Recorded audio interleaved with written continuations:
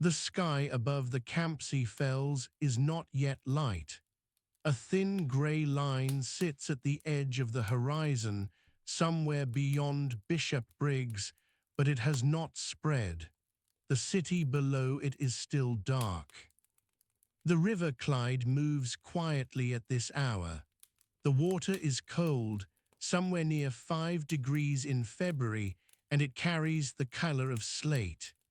It runs west from Glasgow Green, past the timber yards at Windmill Croft, past the rope works and the chemical wharves, past the long stone walls of the graving docks at Govan. It does not hurry. It never seems to hurry at this hour. Fog lies in patches along the river. It settles thickest where the water is widest, near the Broomielaw and out past Stobcross. The gas lamps on Clyde Street burn inside their own small halos. The light they give is yellow and weak, and it reaches perhaps 10 feet before the fog takes it. The Broomielaw itself is almost empty. The paddle steamers that will carry passengers downriver to Dunoon and Rothesay are tied at their berths, dark and cold. The gangplanks are up. A watchman sits somewhere aboard one of them, perhaps on the Jeanie Deans or one of the Lord of the Isles fleet, wrapped in a heavy coat, not moving much. The coal smoke from a single funnel drifts upward and is absorbed into the fog before it reaches the height of the quay wall. On the opposite bank, at the Govan ferry crossing, a single lantern burns at the top of a pole. The ferry is a flat-bottomed boat, chain-guided, capable of carrying horses and carts as well as foot passengers. At this hour, it is moored against the south bank. No one waits for it. The chain sags into the water between the two slipways and gathers small trails of current around its iron links. The streets behind the Broomielaw are beginning to carry sound. It is not yet 5 o'clock. The sound is boots on stone, nothing else. Single sets of boots, not crowds. A carter walking ahead of his horse along Jamaica Street, the horse's iron shoes ringing on the granite setts. A woman crossing Argyle Street quickly, heading north toward the market district. The boots and the hooves echo between the stone tenements and then stop, and the quiet returns. The tenements along Argyle Street are 6 stories in places. They are built from sandstone, a reddish-brown stone quarried at Bishopbriggs and Lochabriggs and brought in by rail. The stone is already darkening with coal smoke. By 1890, the lower courses of most buildings on the main thoroughfares are almost black, while the upper floors still show something of the original color. The buildings press close to the street. The pavements are narrow. The windows above are dark. Below those windows, in the single-end and room and kitchen flats that fill the upper floors, people are sleeping. A single-end flat is 1 room. A family of 5 or 6 might occupy it. The walls are damp in winter. The only heat comes from a range in the corner, and the range has been banked down overnight to keep a little warmth through until morning. By 4 in the morning, that warmth is mostly gone, and the room is cold enough to see breaths. The bedding is heavy.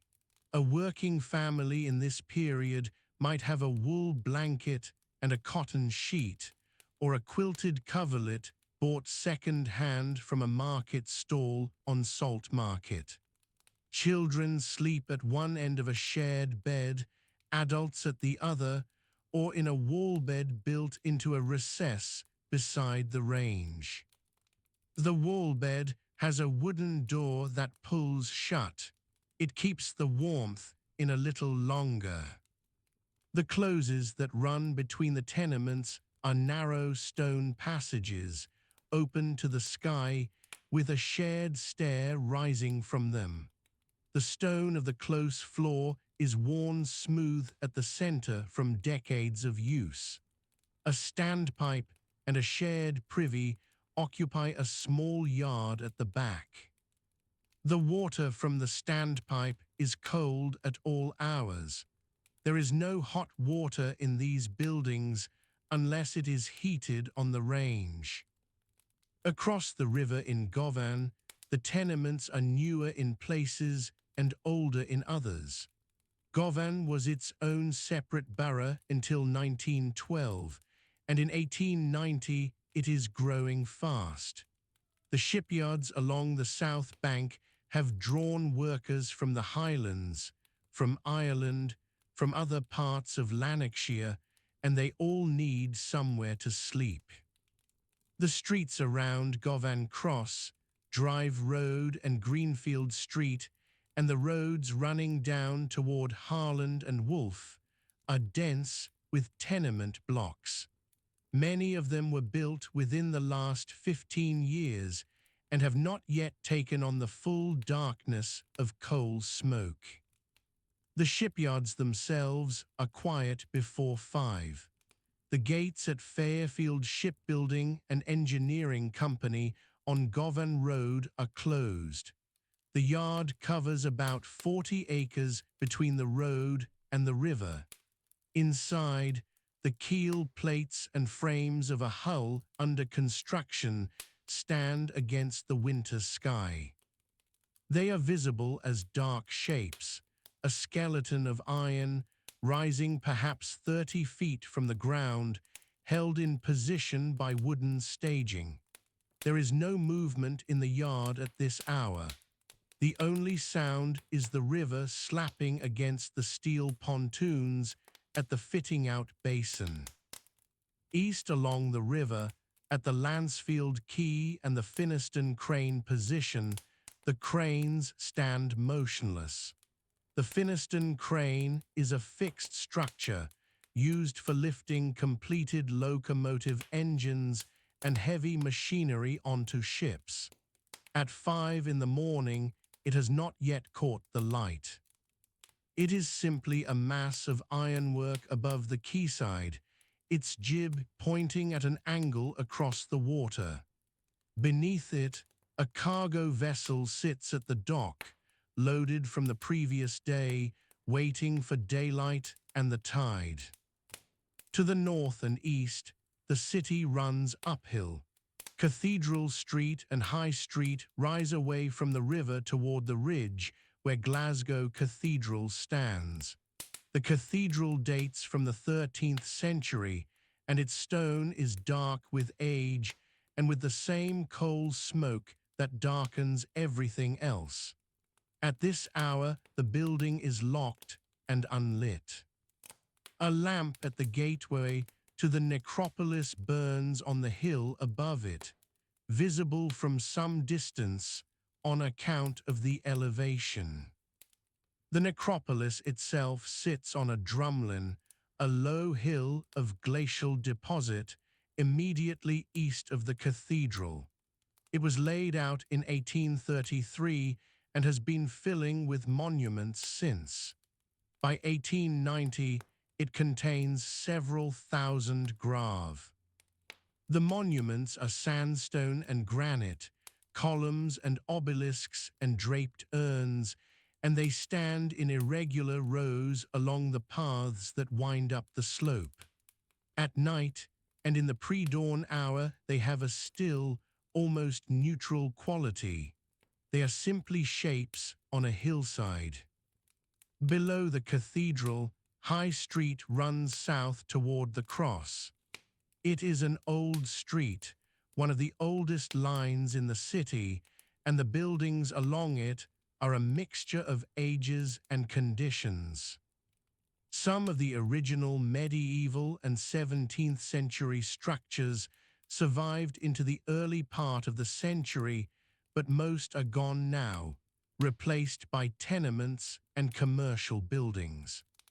A few old land buildings, the tall, narrow structures of earlier centuries, still stand in the side lanes, but they are in poor condition and overcrowded. At Glasgow Cross, the Tollbooth steeple stands at the junction of High Street, Salt Market, Gallowgate and Trongate. The steeple dates from 1626. It is 7 stories tall and built from dressed sandstone. The clock face on its upper section is not visible at this hour, but the mechanism inside has just moved to show 4:45. The sound of it is faint, a single small note, absorbed quickly by the fog. Salt Market runs south from the cross toward the river. It is a street of lodging houses, small shops, a few public houses with their shutters up, and on the lower blocks, some of the most overcrowded housing in the city. The 1891 census will record parts of Salt Market and the adjacent streets at densities of several hundred people per acre. The buildings are old. The drainage is poor. The smell in the lanes off Salt Market is of damp stone and middens and something else, something biological that does not go away even in winter.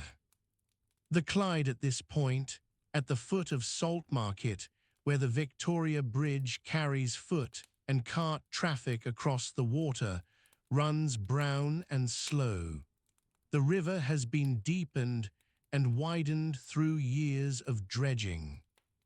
Before the engineering work that began in the 1770s and continued through the 19th century, the Clyde at Glasgow was a shallow river, fordable in places, suitable only for small boats. Now it carries ocean-going steamers. The dredged depth through the city reach by 1890 is about 22 feet at low tide. The spoil from the dredging has been deposited to form embankments and reclaimed land along both banks. The Victoria Bridge, opened in 1854, is a 5-arch stone bridge carrying a roadway broad enough for 2 lanes of cart traffic plus footways on each side. At this hour, a single horse-drawn cart is crossing it from south to north, carrying what appears to be a load covered with canvas. The horse's breath forms a small cloud in the cold air above the parapet.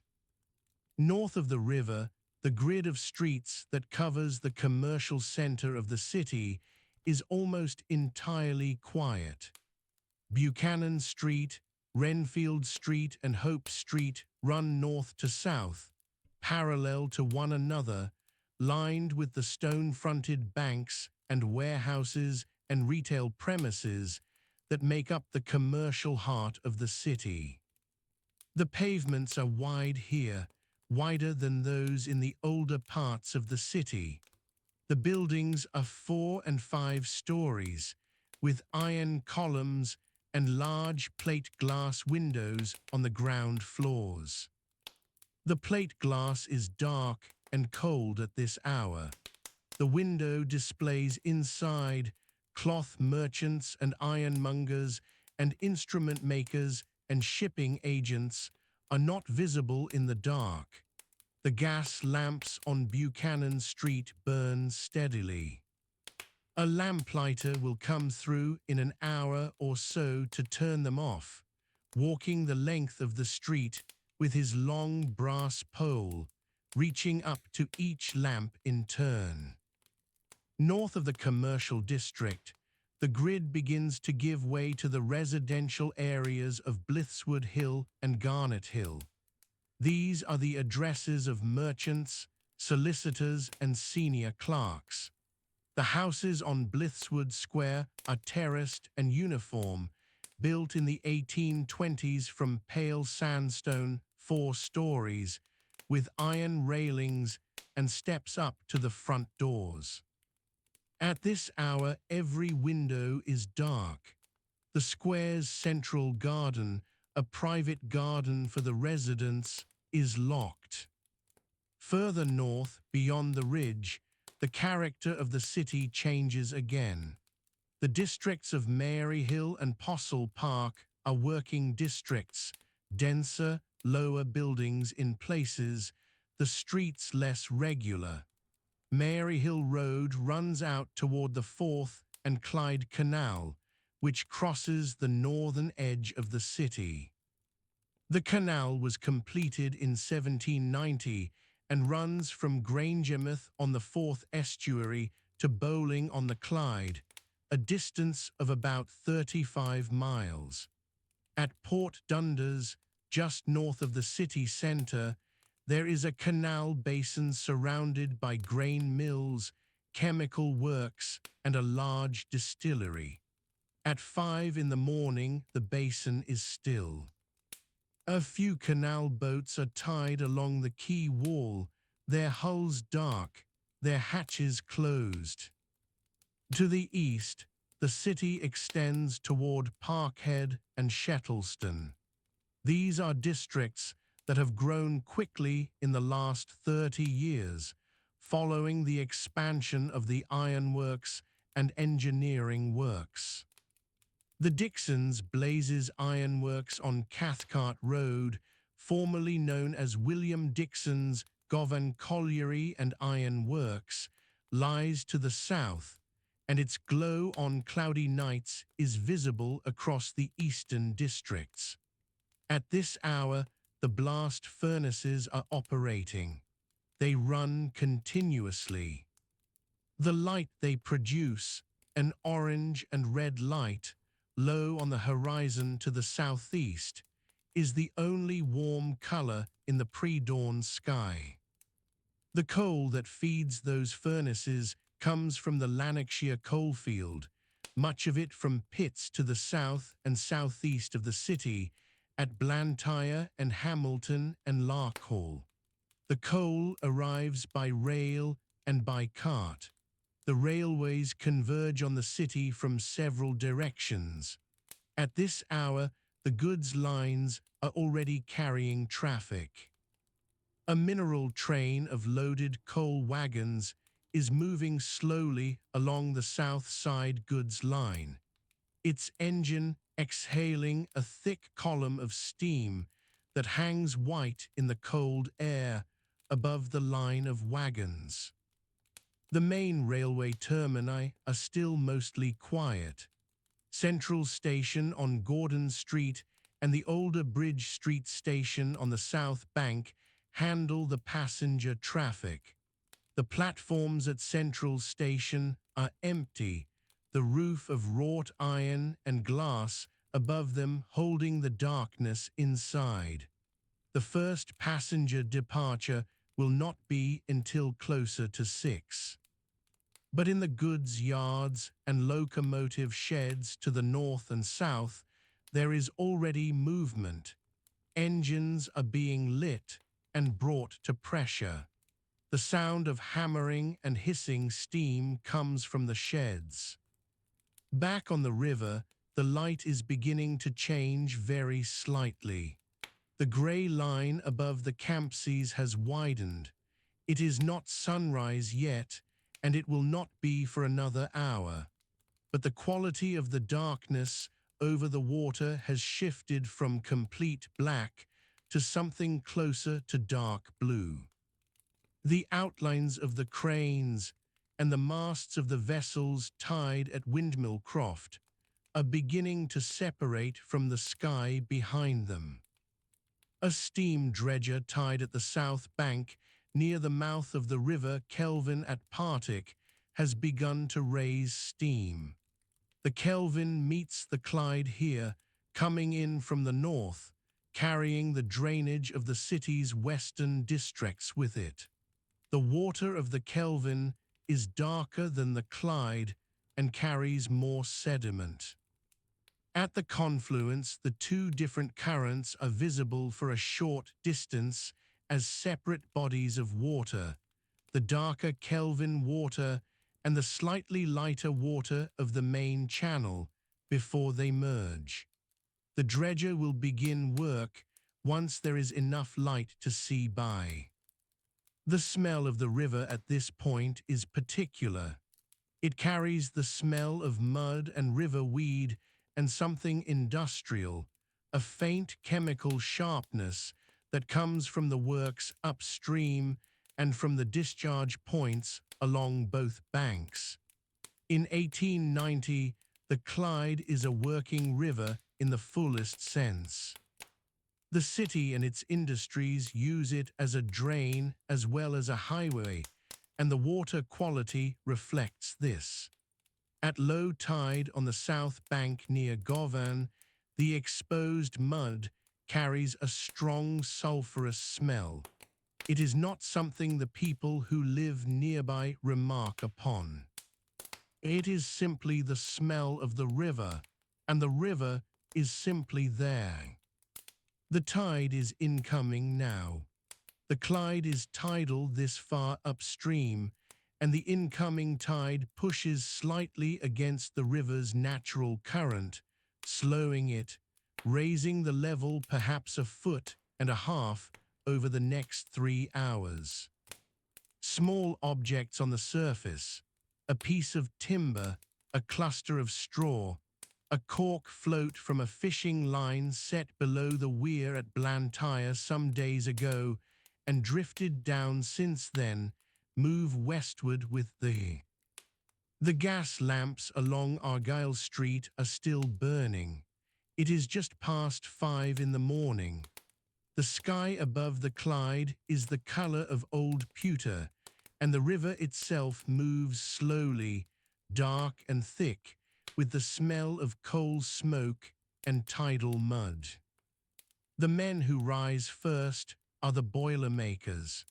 They live in the tenements of Govan and Partick, mostly in single ends and room-and kitchens 2 or 3 floors above the street. A single end is 1 room. A family of 5 or 6 might sleep there, the children on a pull-out bed called a hurley, the parents on a box bed built into the wall. The box bed has wooden doors that close against the draught. It is not comfortable, but it is warm. A boilermaker's wife is already up before him. She has the range going by 4:30. The range is a cast-iron affair, blackleaded every Saturday morning until it gleams. On it she heats water for tea and sets a pot of porridge. The oats are coarse cut from a paper poke bought at the grocer on Govan Road. The porridge is eaten with salt, not sugar. A piece of bread goes with it, spread thin with dripping if the week has been good, plain if it has not. The boilermaker himself pulls on moleskin trousers. They are dark brown, heavy, and stiff at the knees with old grime. Over a collarless shirt he wears a waistcoat, and over that a jacket of thick wool. The jacket has a tear at the left elbow, mended twice with thread that does not quite match. On his feet are tackety boots, iron-studded at the heel and toe. They ring on the stone-close stairs as he comes down in the dark. He walks to work. Almost everyone in Govan walks to work. The shipyards are close, most of them within a mile. He crosses Govan Road and turns down toward the river. The streets here are made of granite sets, the square-cut stones laid in careful rows. They are slick with overnight dew. A cat sits on a windowsill above a close mouth. A horse-drawn cart is already coming up from the direction of the Broomielaw, its iron wheels grinding on the stone. The yard he is heading for might be Elders, or Harland and Wolff's Govan Yard, or the yards of Stevens at Linthouse. By 1890, the Clyde has more than 30 working shipyards along its banks. They run from the Broomielaw in the city centre all the way downstream past Govan, past Whitinch and Scottstown, past Dalmuir. The river in this stretch is not the river of earlier centuries.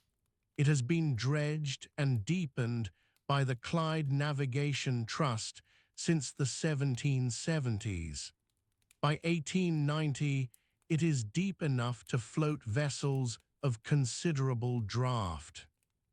The boilermaker's trade is to shape and join the iron plates that form a ship's hull and boiler systems. He works with a squad. There is a holder-on, a rivet heater, and 2 riveters to each squad. The rivet heater, often a boy of 14 or 15, stands at a small coke furnace called a brazier. He heats the rivets until they are orange-white. He then throws the rivet with a pair of tongs. The catcher takes it in a leather cup. The holder-on sets it in the hole. The riveters hammer it from the outside. The noise is continuous and tremendous. By the end of a working day, a man's ears ring for hours. The iron plates they work with come from the steel and iron works to the east of the city, from places like Parkhead and Motherwell. The plates arrive at the yard by horse-drawn wagon or by rail.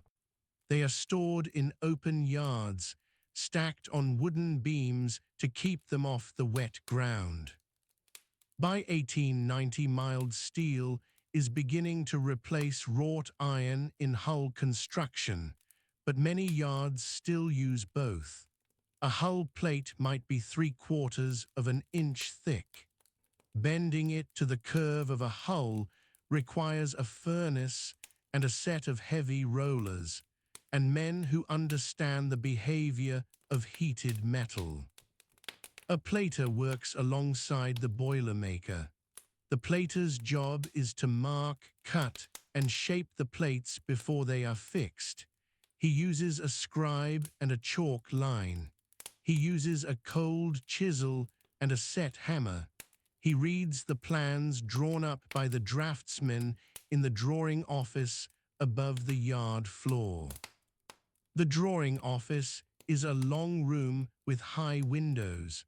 The draftsmen work at tilted boards with T-squares and compasses. Their drawings are precise to a fraction of an inch. A single large vessel might require thousands of individual drawings. A little after 6, the gates open fully. The men flow in.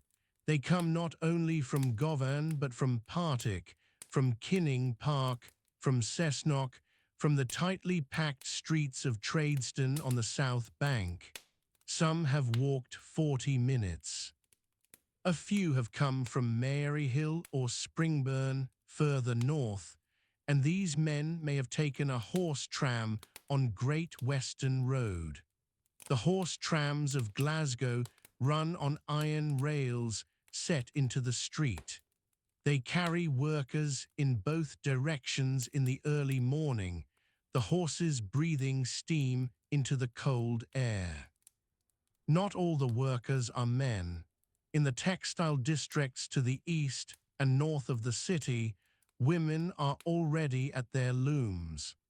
Glasgow in the 1890s still has a significant weaving trade, though it is much reduced from its earlier peak. The handloom weavers of the Colton district weave cotton and linen cloth in the lower rooms of their tenements or in small sheds behind the closes. Their looms are wooden, built to last, and a good loom is treated as a possession of value. A weaver starts at first light, because the work requires the eye to judge the thread. A female weaver might eat a cup of tea and a biscuit before sitting down at the loom. Her dress is a dark cotton print, a blouse and a heavy skirt that reaches the ankle. Over it she wears a heavy apron of rough linen. Her hair is pinned up.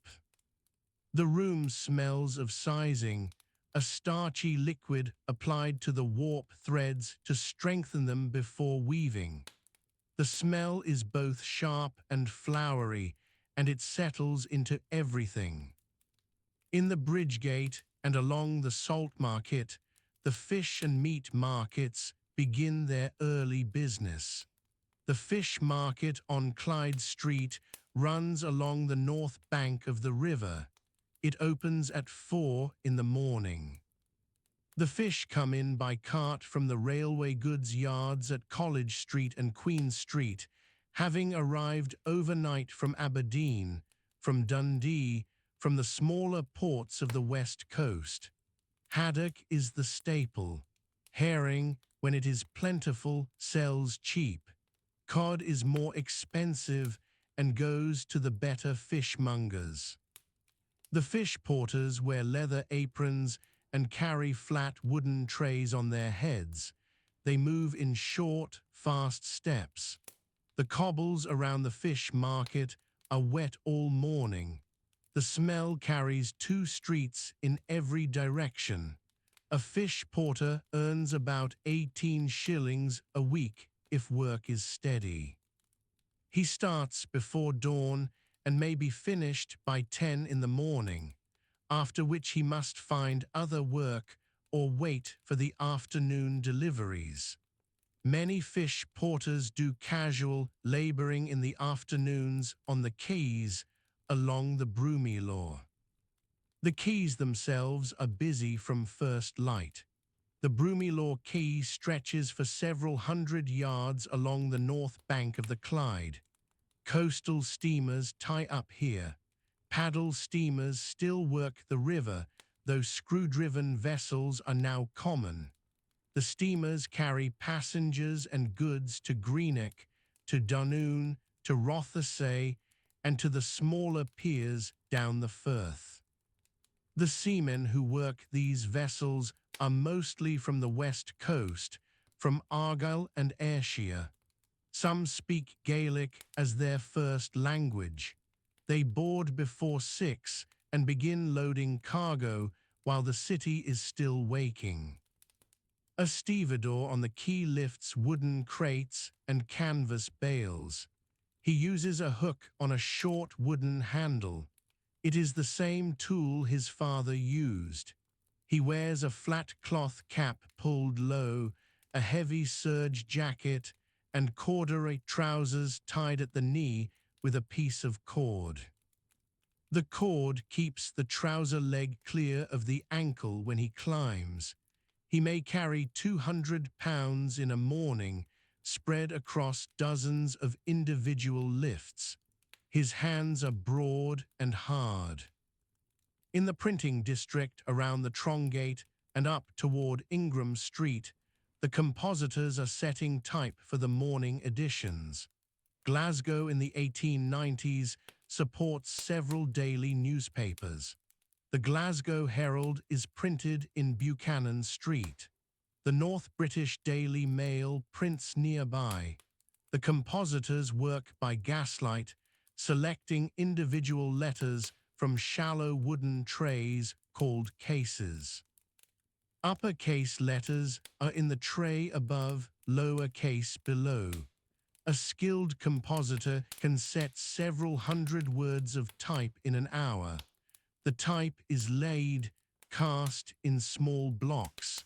It is heavy work when accumulated over a full tray. The ink smell in a printing works is thick and mineral. It comes from linseed oil mixed with lampblack. The presses in 1890 are mostly rotary steam presses. They produce thousands of pages per hour. The press room floor vibrates when they run.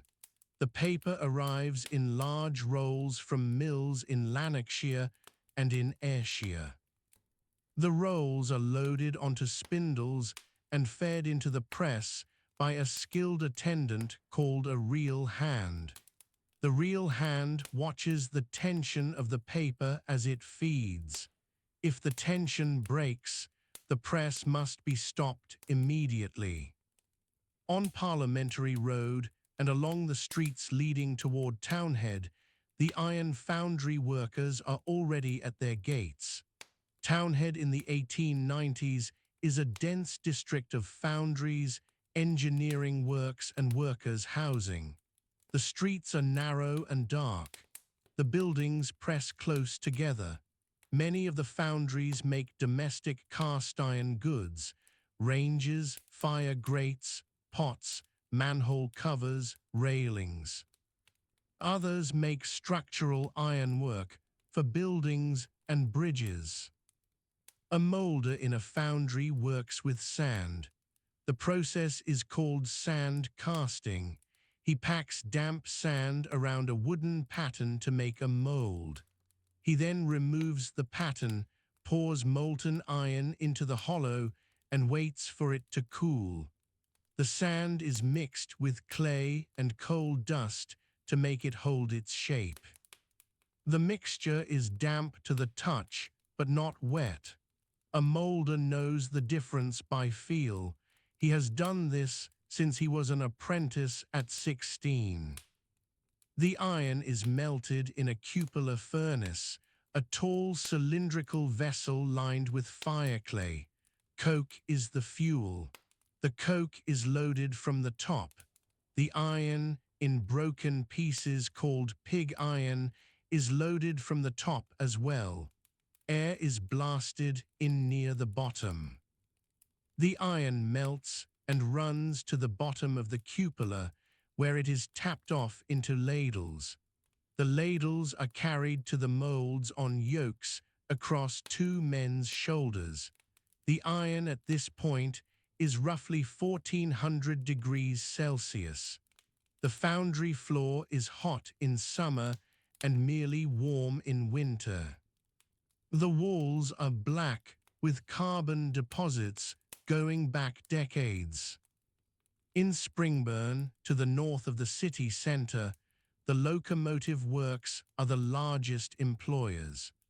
The Hyde Park works of Neilson and Company and the St. Rolox works of the Caledonian Railway stand in this district. By the 1890s, Springburn is producing a significant proportion of all railway locomotives built in Britain. The engines leave the works by rail on a spur line connecting to the main network. Workers from Springburn rarely need to leave the district. There are shops, churches, schools, and pubs all within walking distance of the works gates. A locomotive erector at Neilson's assembles the major components of an engine. He works with large spanners, with drift pins for aligning bolt holes, and with a hammer weighing several pounds. His job requires strength and precision in equal measure. He reads technical drawings and knows how to interpret tolerances. He has served a 5-year apprenticeship. He earns about 30 shillings a week in the early 1890s, which is a wage that allows a small measure of comfort. He might afford a room and kitchen in Springburn, a joint of beef on Sunday, and a new pair of boots once a year. Back along the river, in the tanneries of the south side near Tradeston, and along the water of Clyde tributaries, the leather workers are starting their day. Tanning is an old trade in Glasgow. The works here process hides into leather for belts, for boots, for harness, and for the industrial belting used to drive machinery in mills and factories. The hides arrive salted and stiff from the slaughterhouses. They are soaked in lime pits to remove the hair. They are then transferred to bark pits, where they lie in liquor made from oak bark for months at a time. A tanner's working clothes are perpetually stained. The lime liquor bleaches whatever it touches. His boots are rotted at the toe from the acids in the tan pits. He replaces his boots more often than most men. He earns about 20 shillings a week. The smell of a tannery carries half a mile on a warm morning. It is a compound of ammonia, rotting organic matter, and the earthier smell of the oak bark. People who live near a tannery stop noticing it after a time. Visitors notice it immediately. The rope makers of the Gallowgate and the Colton work in long, narrow buildings called rope walks. A rope walk must be long enough to allow the full length of a rope to be laid and twisted. Some rope walks run to several hundred feet. The workers walk slowly backward as they work, feeding fiber into a spinning hook. The fiber is hemp, imported through the port of Glasgow from the Baltic or from India. It arrives as raw bundles, brown and coarse.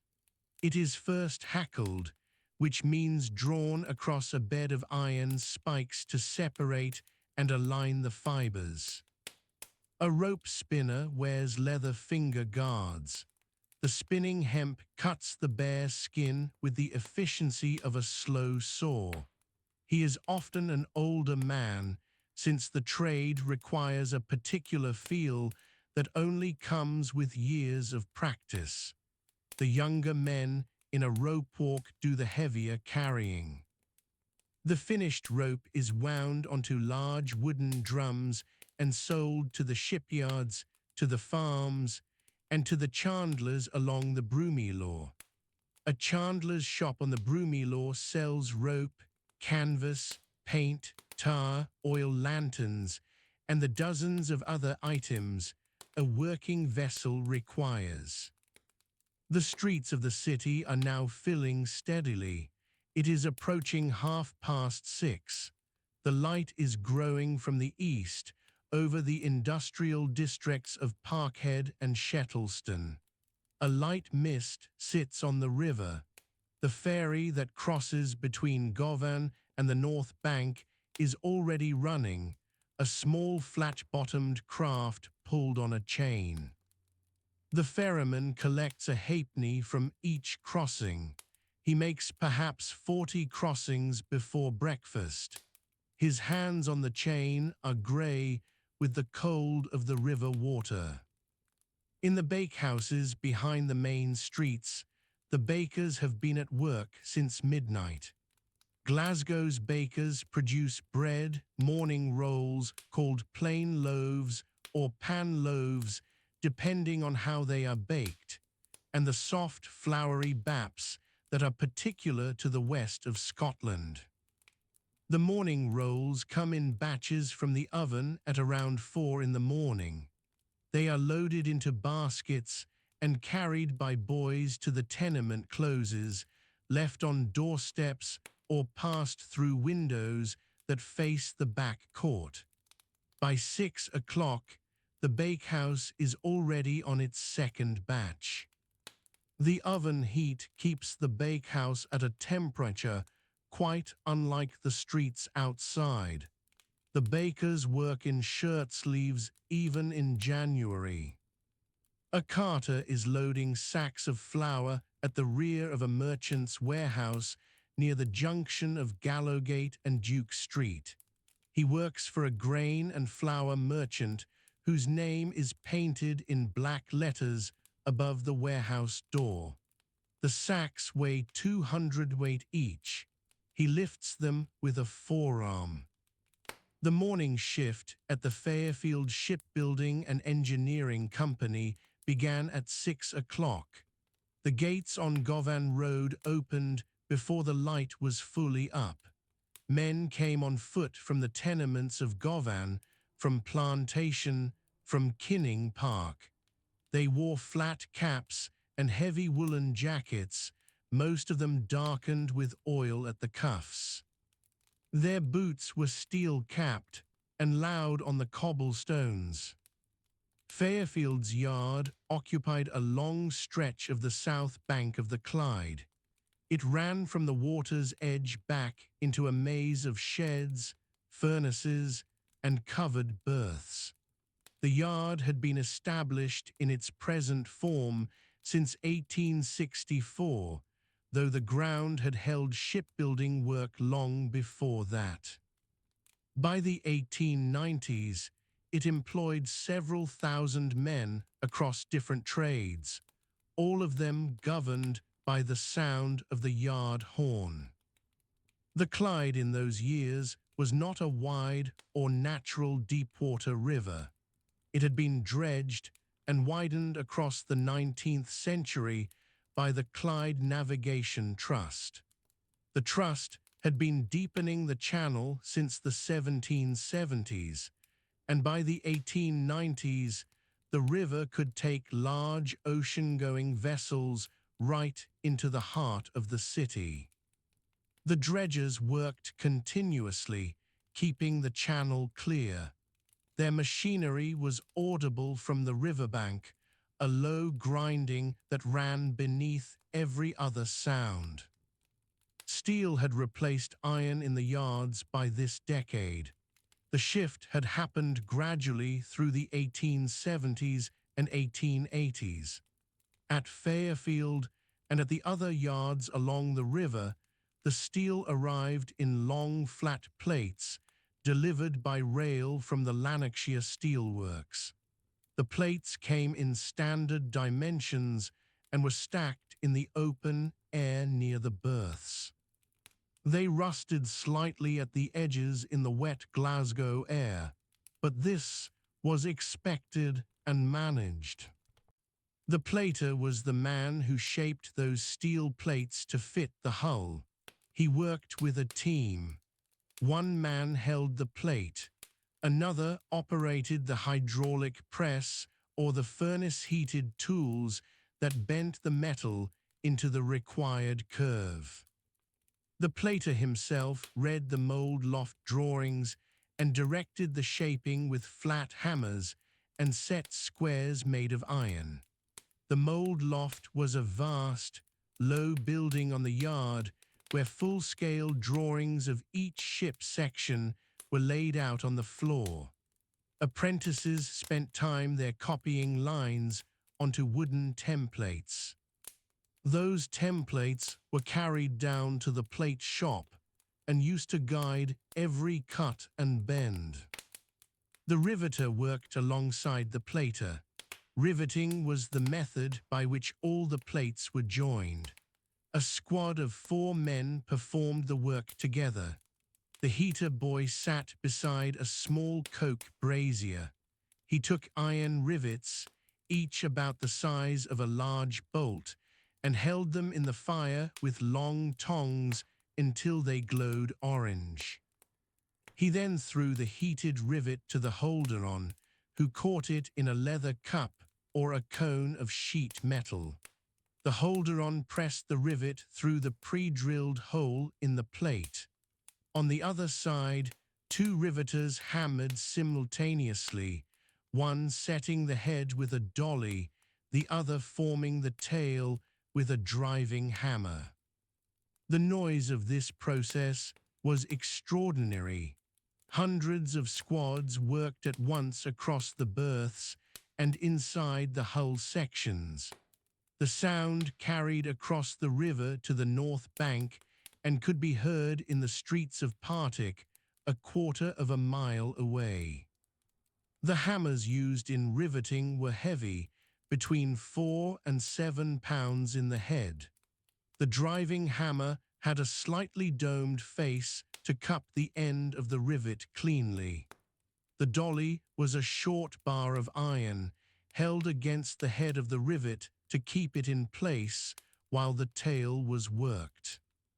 Both riveters swung in alternating rhythm. One hit while the other drew back. They maintained this without instruction, working entirely by feel and practice. A squad that had worked together for years could place and set several hundred rivets in a single shift. The caulker followed the riveter. His work was to seal every joint against water. He used a blunt chisel, called a caulking iron, and a hammer to press the edge of the steel plate tight against its neighbor. The caulking iron was driven along the seam in short, rapid strokes. The sound it made was different from riveting, higher in pitch, a rapid tapping rather than a heavy beat. Caulkers worked in close proximity to riveters, and the noise at any given point on the hull was a layered thing, low booming from the driving hammers and the quick chatter of caulking irons overlapping without pause. The berths themselves were timber structures. Heavy balks of pitch pine were laid in rows along the slipway to support the keel of the vessel under construction. As the hull rose, wooden staging was erected alongside it. The staging was built by the shipwrights using scaffold poles of timber and heavy planks. A ship of 4,000 or 5,000 tons required staging that rose 30 or 40 feet from the ground. Men worked on every level, carrying materials up ladders that were simply nailed to the staging uprights. No safety rails existed along these platforms. The men moved quickly and without apparent concern. The shipwright was a skilled tradesman who worked with wood even in a steel yard. He laid the keel blocks, built the staging, prepared the launchways, and managed the launching itself. His tools included adzes, broad axes, heavy mallets, and long boring bits driven by brace handles. He understood the geometry of the slipway and calculated the angle at which the hull would slide into the river. The launchways were greased with tallow in the hours before a ship entered the water. The smell of hot tallow on timber was one of the particular smells of launch day. Behind the berths stood the engine works. At Fairfield, this was a large building with a glass roof that let in grey northern light. Inside it, the marine engines were assembled. These were triple expansion steam engines by the 1890s, a design that used steam at high, intermediate, and low pressure in sequence to extract the maximum work from each charge of fuel. The engines were enormous. A single cylinder head could weigh several tons. Cranes running on overhead, rails lifted the components from the floor and swung them into position above the engine frames. The pattern shop and the foundry supported the engine works. The pattern maker carved wooden models of every metal component that needed to be cast. He used chisels, gouges, and spokeshaves on close-grained timber, usually yellow pine or mahogany. The finished pattern was handed to the molder in the foundry, who pressed it into damp sand to form an impression. The pattern was removed, and molten iron or bronze was poured into the sand mold. The metal cooled over several hours. The casting was then broken from the sand, cleaned with chisels and grinders, and sent to the machine shop for finishing. The machine shop at Fairfield ran the full length of a long shed on the eastern side of the yard. Lathes, planers, drilling machines, and boring mills stood in rows. Each machine was driven by a belt from a line shaft running the length of the ceiling. The line shaft was turned by a steam engine at one end of the building. The belts were wide, made of leather, and ran at speed. When a belt slipped from its pulley, it flapped loudly against the machinery and the floor until a man repositioned it using a long stick kept beside each machine.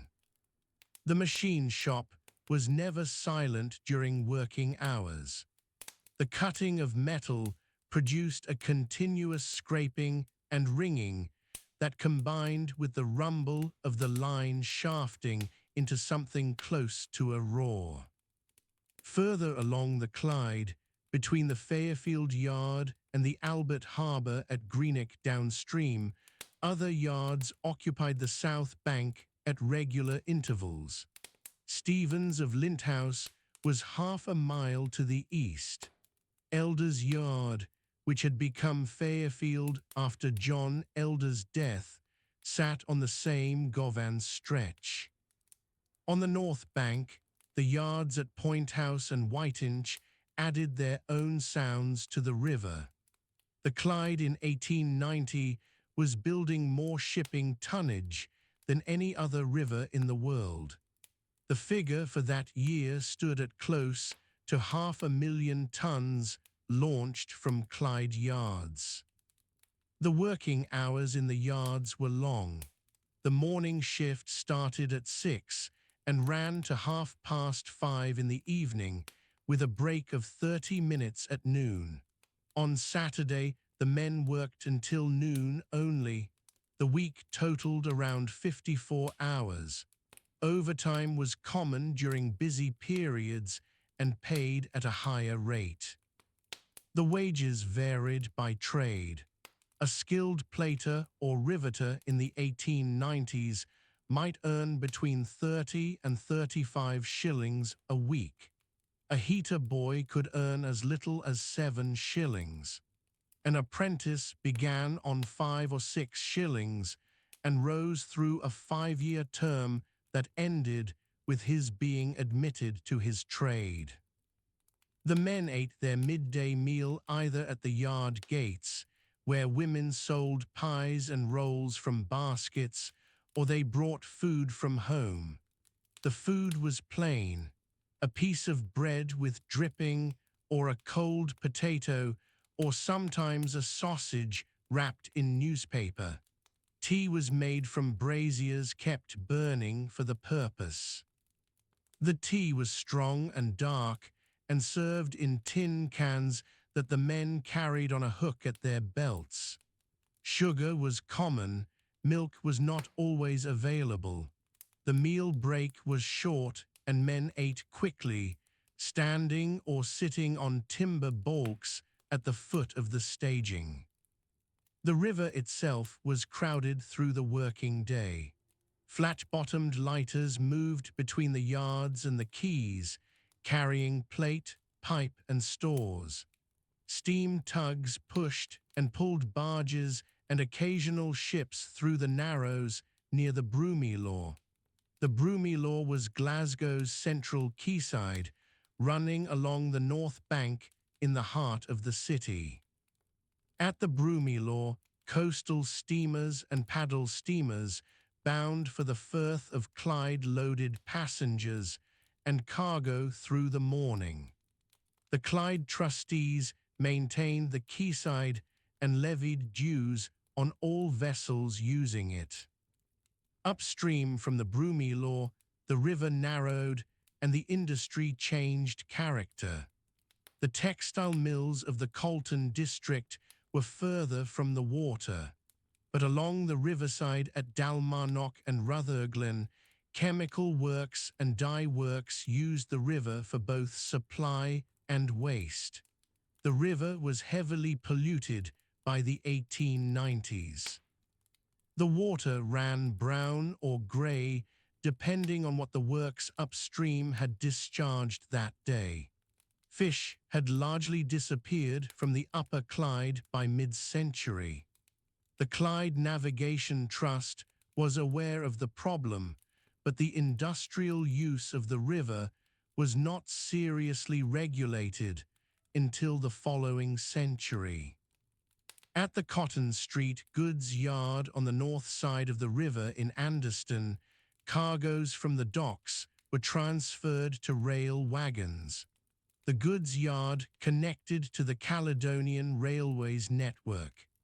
Bales of raw cotton came in from Liverpool by coastal steamer and were unloaded at the Queen's Dock, which had opened in 1880 on the north bank. The cotton bales were stacked on the quayside, wrapped in hessian and bound with iron straps. They were moved by hand-operated cranes and by gangs of dock labourers working under a foreman. The dockers were paid by the day, and their work was casual. There was no guarantee of employment from one morning to the next. The Queen's Dock had been built specifically to handle the growing volume of import and export trade passing through Glasgow. It covered a considerable area of enclosed water on the north bank between Finnieston and Partick.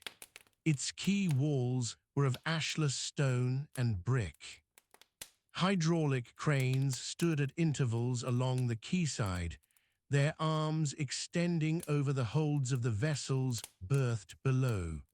The hydraulic system was powered by a pumping station at the eastern end of the dock. The same system operated the lock gates that controlled the entrance to the dock basin from the river. The pumping station was a brick building with a tall chimney, and its machinery ran continuously throughout working hours.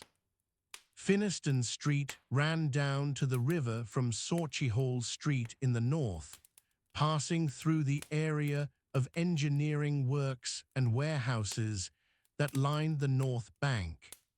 At the foot of Finnieston Street stood a large hydraulic crane used for loading heavy machinery onto vessels. This crane was a fixed structure on the quayside, capable of lifting loads of several tons. It had been installed to serve the export trade in locomotives and heavy engineering goods. Glasgow's engineering firms produced machinery that went to every part of the world, and the Finnieston area of the quayside was the point at which much of it left the country. The warehouses along the north bank between Anderston and Partick stored grain, timber, sugar, tobacco, and general cargo. The grain warehouses were tall, narrow buildings with small windows set high in the walls. Grain was lifted from the holds of vessels by sack lifts and carried by chutes into the upper floors of the warehouses.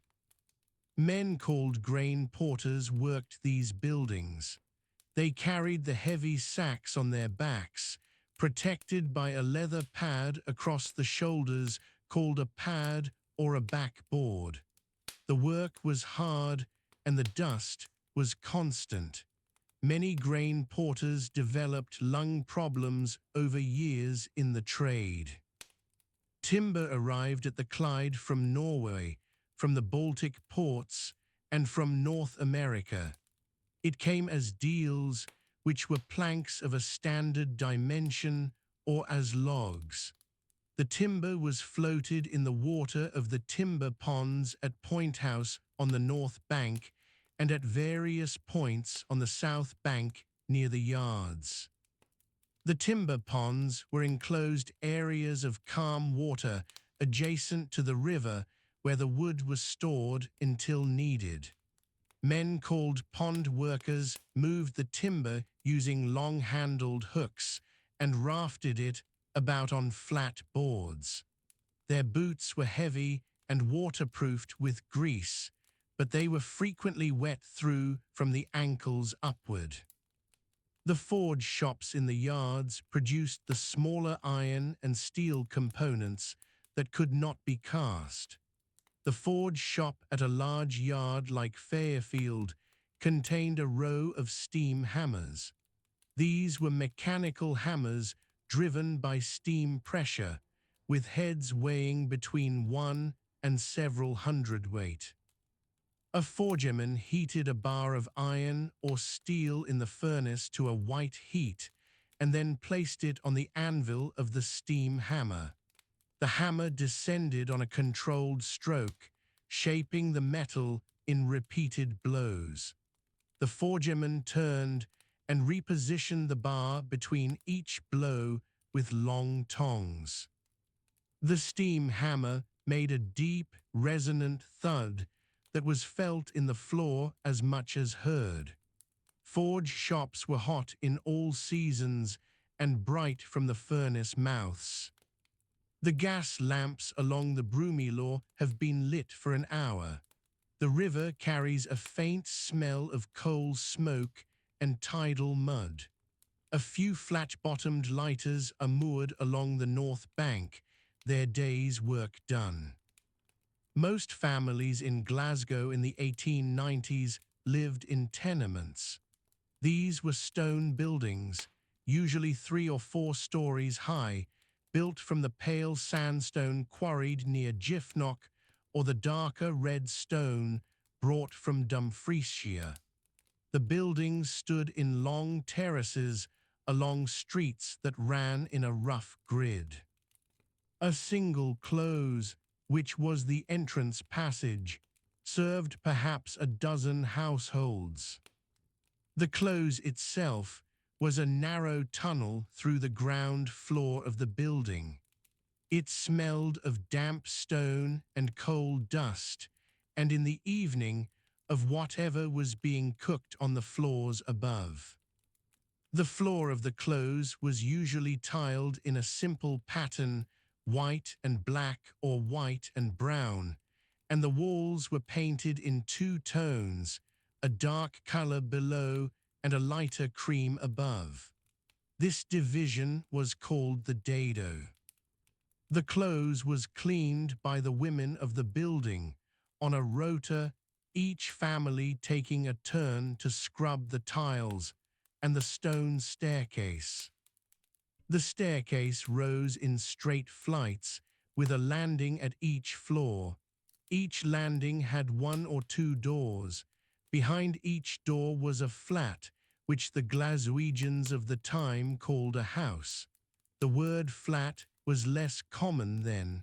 A family of 5 or 6 might occupy a house of 2 rooms. A family of 8 or 9 might occupy the same 2 rooms. The 2-room house was called a room and kitchen. The single-room house was called a single end. In a room and kitchen, the kitchen was the main living space. It measured perhaps 4 meters by 4 meters. The range stood against the back wall. It was a cast-iron range made by a foundry in the city, and it burned coal. The range had an oven on one side and a small water boiler on the other, and a flat cooking surface across the top. It was the source of all heat and all hot water in the house. The family kept it burning from early morning until late at night, feeding it with coal carried up the stairs in a hod. The walls of the kitchen were plastered and usually painted or distempered. The color was often a buff yellow or a plain white that had been smoked to something darker over the years. Near the range, the ceiling was brown with soot. A single gas jet projected from the wall near the window and gave a steady white light in the evenings. The window itself faced the street or the back court. It was a sash window, double-hung, with small panes of thin glass. The frames were painted, usually white or brown. In winter, the glass ran with condensation. The floor was bare stone flags, or, in the better class of tenement, timber boards. The boards were scrubbed weekly.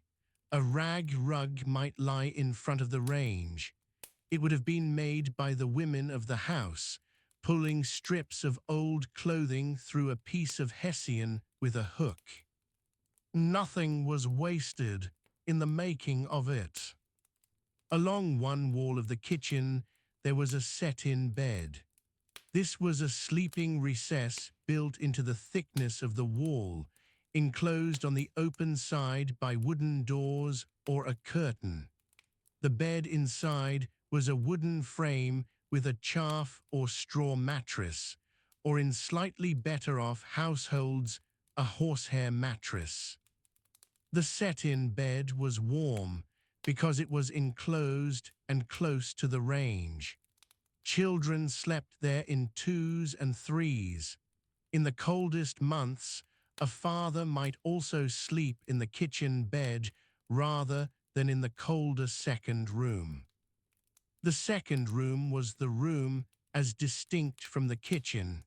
It was smaller and less used. It contained the best furniture the family owned: a wooden bed with iron rails, a chest of drawers, perhaps a small wardrobe, though many families simply hung their better clothes from hooks on the wall behind a curtain. The room was cold for much of the year because there was no fire in it. It was used for sleeping and, in some households, for receiving visitors on the rare occasions when that happened. A press was built into the kitchen wall beside the range. This was a cupboard, floor to ceiling, with shelves. It held the family's food. On the shelves sat a paper bag of oatmeal, a tin of treacle, a paper twist of salt, a block of lard wrapped in greased paper, a half-used bag of dried peas, a few potatoes in a wooden box. A larger household might also keep a tin of condensed milk, a small quantity of tea in a caddy, and a paper bag of sugar. These were not luxuries. They were the staples that the family bought a small amount at a time from the local provision merchant. The provision merchant's shop stood at the corner of the street or in the close of a tenement on the main road. It sold everything that a kitchen required. Oatmeal came from the mills along the rivers north of Glasgow. Butter came from farms in Ayrshire and was sold in small quantities, cut from a large block. Cheese was a hard yellow Dunlop, also from Ayrshire. Bacon was a salted side, hung in the shop and sliced to order. Herrings were sold by the piece, smoked or salted, and they were cheap enough that even the poorest families could afford them several times a week. The morning meal in most families was porridge. Oatmeal was stirred into boiling salted water over the range and cooked for 20 minutes. It was eaten from a bowl with a little milk, or more commonly, with a cup of buttermilk on the side.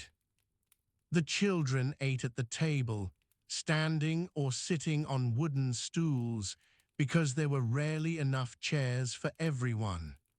The table was a plain deal table, scrubbed pale, with no cloth on it during ordinary meals. The midday meal was eaten by the children at school and by the men at or near their place of work. Many workers at the shipyards along the river went home at midday if they lived close enough. The yards at Govan, at Partick, and along the south bank at Fairfield and the Springfield Yard were close to the streets of tenements where the workers lived. A man might walk home in 10 minutes, eat a bowl of broth, and walk back. The broth was made from a bone bought cheaply at the butcher, with pearl barley, turnip, carrot, and leek boiled together in a pot that sat on the range all morning. The evening meal, which the family called their tea, was the main hot meal of the day.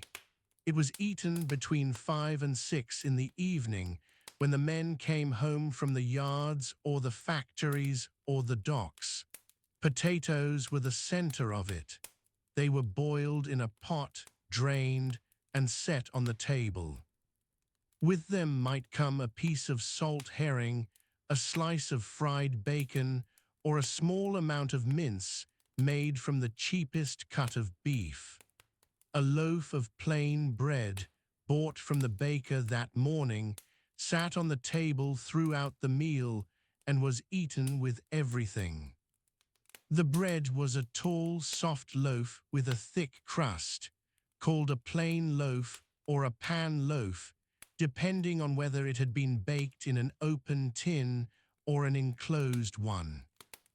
Tea was drunk at every meal. It was a strong black tea, brewed in an enameled teapot on the range and poured into cups that had no saucers in ordinary use. Sugar was stirred in. Milk was added when there was milk to spare, but it was not always available. The tea was drunk very hot. It was the constant drink of the household, made fresh several times a day. Water came from a tap in the close or from a shared tap on the landing. Many tenements in the older districts of the city, in the Gorbals, in Hutchison Town, in the Cowcaddens, still had a single tap serving 6 or 8 families in the 1890s. The Glasgow Corporation had been improving the water supply since the opening of the Loch Katrine scheme in 1859, and by the 1890s, clean piped water reached most of the city. But the distribution within the older tenements was still shared. A woman carried her water in a large earthenware pitcher or a zinc pail up 1 or 2 flights of stairs. Washing was done on Monday in most households. The woman of the house rose early, before the children were up, and began heating water on the range. The clothes were washed in a wooden tub or a zinc tub set on the kitchen floor, using a scrubbing board and hard yellow soap. The soap was carbolic or a plain household soap bought in a block from the provision merchant. After washing, the clothes were wrung by hand and carried down to the back court for drying. The back court was a shared space behind the tenement. It had a washing line strung between iron poles set in the stone flags. In winter and in rain, the clothes were hung on a wooden pulley suspended from the kitchen ceiling. The back court was also where the middens stood. These were the communal rubbish bins built of brick with a wooden door. Ash from the range, vegetable peelings, and household waste went into the midden each day. The midden men came round twice a week with a cart and emptied them. The cart was pulled by a horse along the back lane behind the tenements. The smell of the midden reached the lower floors of the building in summer, particularly when the weather was warm and still. There was no indoor lavatory in most tenements of this period. The privy was in the back court or on the staircase landing, shared between 2 or 3 families. It was a simple earth closet or a water closet of the most basic kind, a wooden seat over a ceramic trap. The Glasgow Corporation was pressing landlords to connect properties to the sewer system throughout the 1880s and 1890s, and in many streets this had been done. But the arrangement was still shared. A family did not have a privy to themselves. Children used a chamber pot in the bedroom at night. The pot was emptied in the morning. The children of a working-class family in the 1890s spent most of their time indoors or in the back court and the street. The street was their principal playground. The closes of the tenements opened directly onto the pavement. There was no garden, no yard of their own. Boys rolled iron hoops along the gutter. Girls skipped with a length of rope tied to an iron drain pipe. Younger children sat on the front step of the close. The streets were busy with carters, with women carrying shopping baskets, with men going to and from shifts. Children attended school from the age of 5. The Education Act of 1872 had made school attendance compulsory throughout Scotland for children between 5 and 13. By the 1890s, the school boards were enforcing this with some vigour.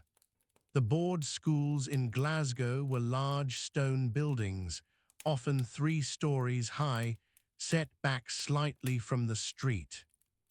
The Govan School Board and the Glasgow School Board had built many such schools in the previous 2 decades. The classrooms held 50 or 60 children sitting in rows of wooden desks. The desks had inkwells set into the surface and a groove for a slate pencil. In the younger classes, children wrote on slates. In the older classes, they used paper exercise books and ink. The school day began at 9 and ended at 4, with a break at midday. Children who lived nearby went home for their dinner. Others ate a piece of bread brought from home. The school provided nothing else. A child who was absent too often was visited by the school board attendance officer, who was known in the streets as the whipper-in. His visits were taken seriously. The fine for non-attendance fell on the parent, and even a small fine was a hardship. Children who had left school at 13 went straight into work.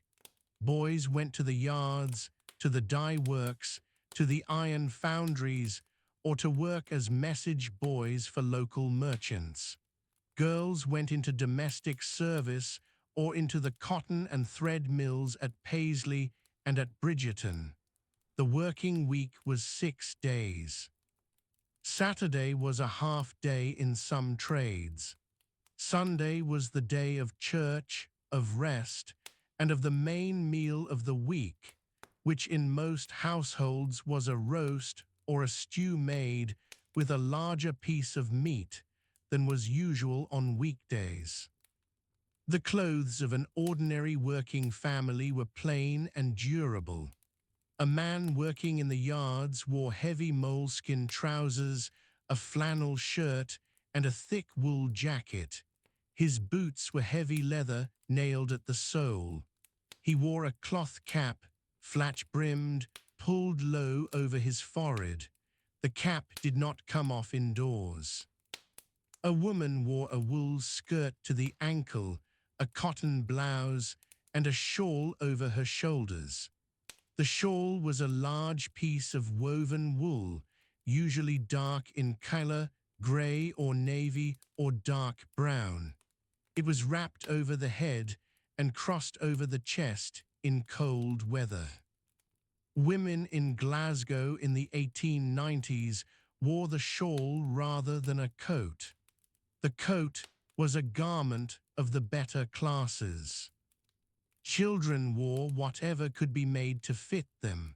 Older children's clothes were cut down and remade for younger ones. Boys wore short trousers and a shirt. Girls wore a plain dress with a pinafore over it to protect the dress from dirt. Boots were worn if the family could afford them. Many children in the poorer streets went barefoot in summer.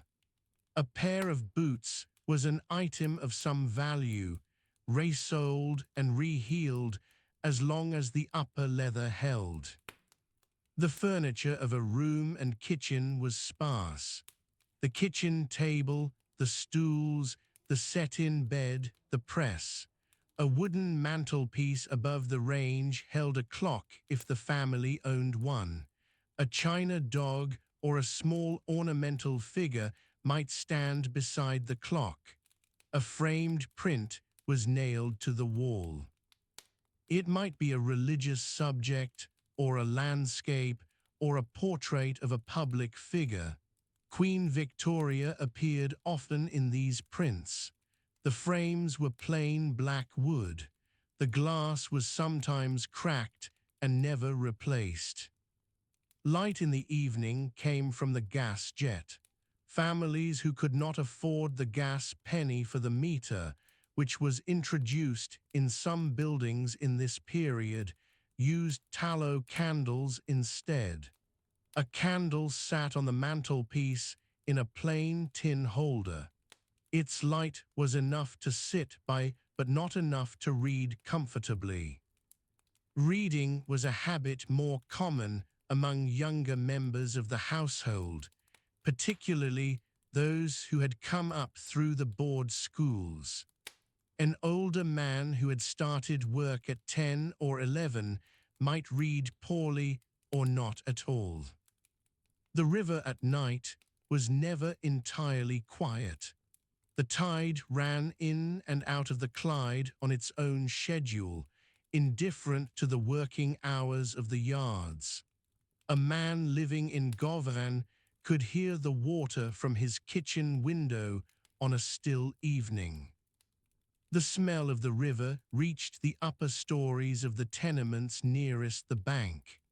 It was a smell of salt and coal and oil, and the particular cold smell of a river in winter that has carried heavy traffic all day and is now, for a few hours, carrying only the dark and the tide. The working life of the household resumed each morning at 5:30. The man of the house rose first. He dressed in the dark, pulling his trousers on over the shirt he had slept in. He ate a bowl of cold porridge left from the night before, or a piece of bread with dripping, standing at the range, while his wife stirred the fire back to life with a poker. The coals were raked forward from the back of the grate, where they had been banked down the night before to save fuel. In a few minutes, the range was drawing again, and the kettle was. The gas lamps along Argyle Street burned low in the early morning. The city had not yet woken. A carter moved his horse slowly over the granite setts, the iron wheels grinding in the quiet. It was perhaps 5:30 on a Monday, and the week was just beginning its long turn. Glasgow in the 1890s held a population of just over 700,000 people. By the end of the decade, it would be closer to 800,000. The city pressed outward in every direction, but its center held firm. The grid of streets between the Trongate and George Square was where the business of the city happened. Every morning that grid filled with people on foot, people on trams, people carrying things. The working week ran from Monday through Saturday. Saturday was a half day for many trades. Sunday was different in ways that shaped the whole rhythm of life. The city did not simply rest on Sunday, it observed. Glasgow was a deeply Presbyterian city, and that observation was felt in practical terms. Most shops stayed closed. The public houses were shut.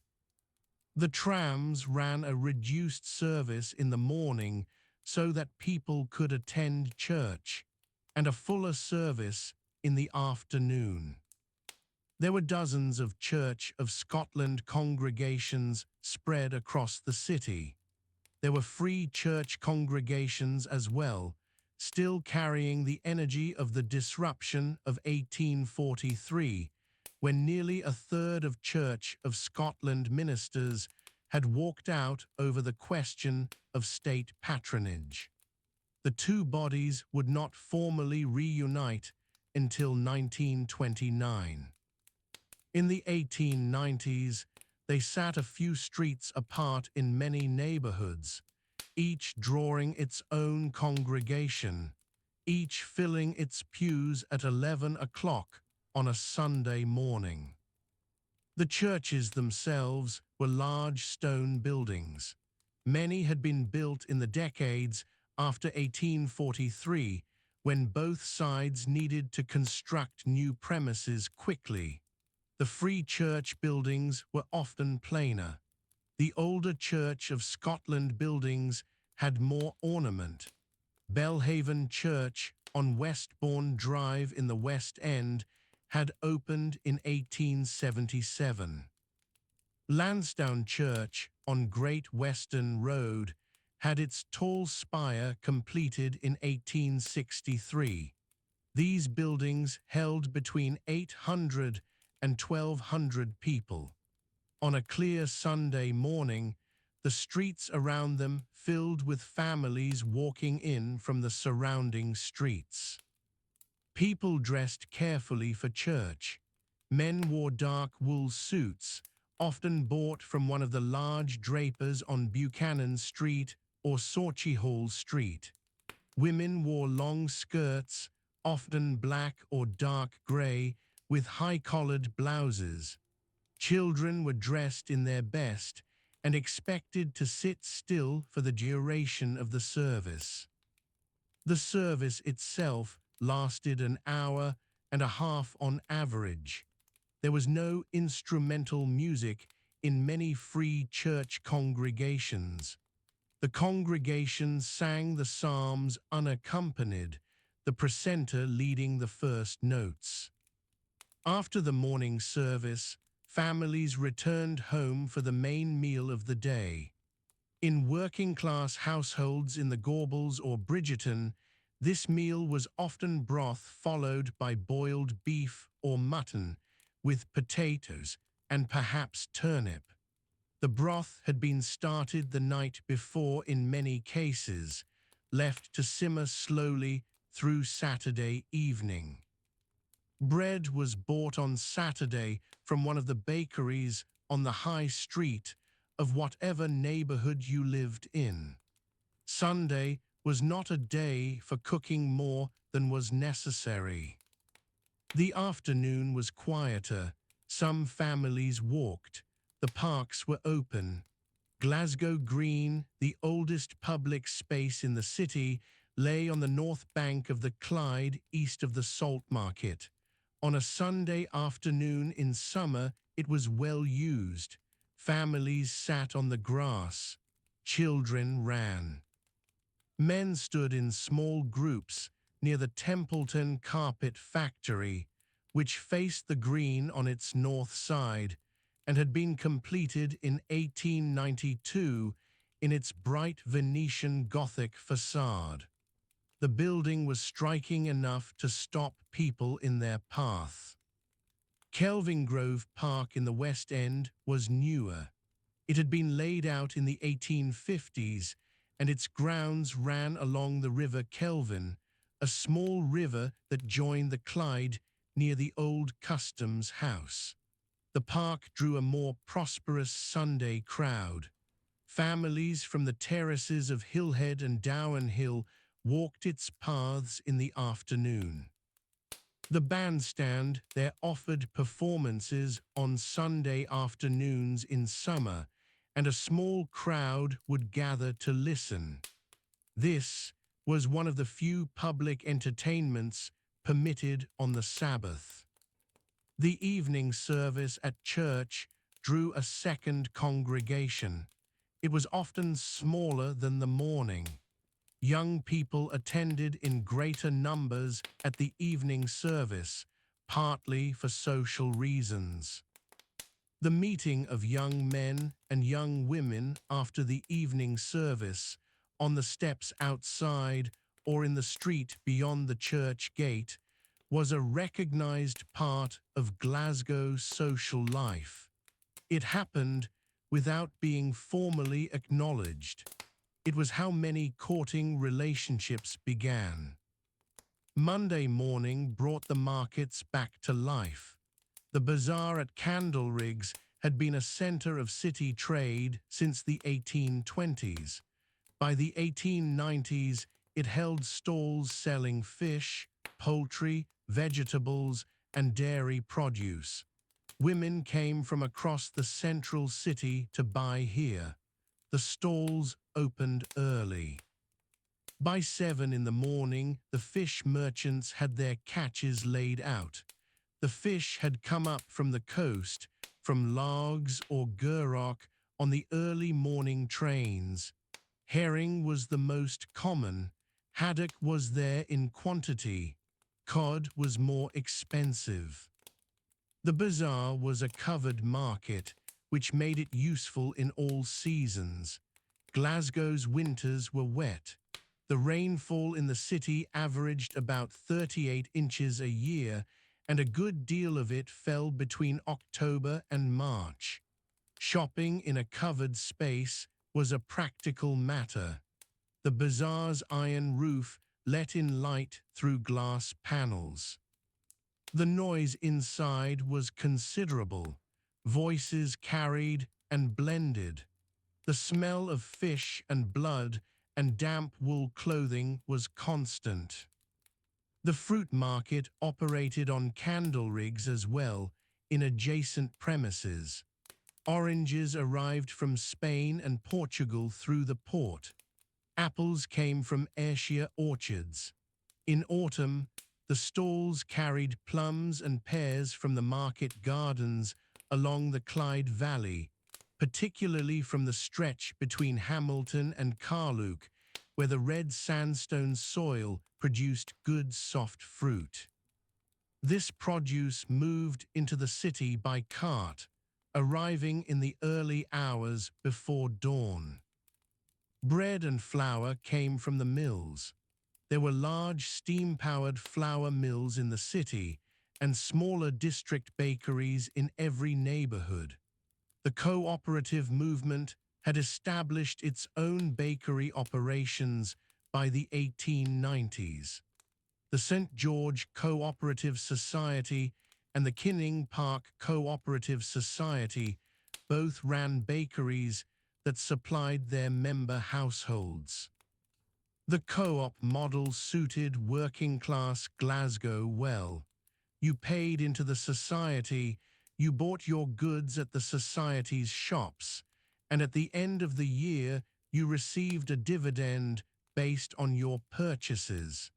It was practical and reliable. The cooperative stores were a kind of gathering place in themselves.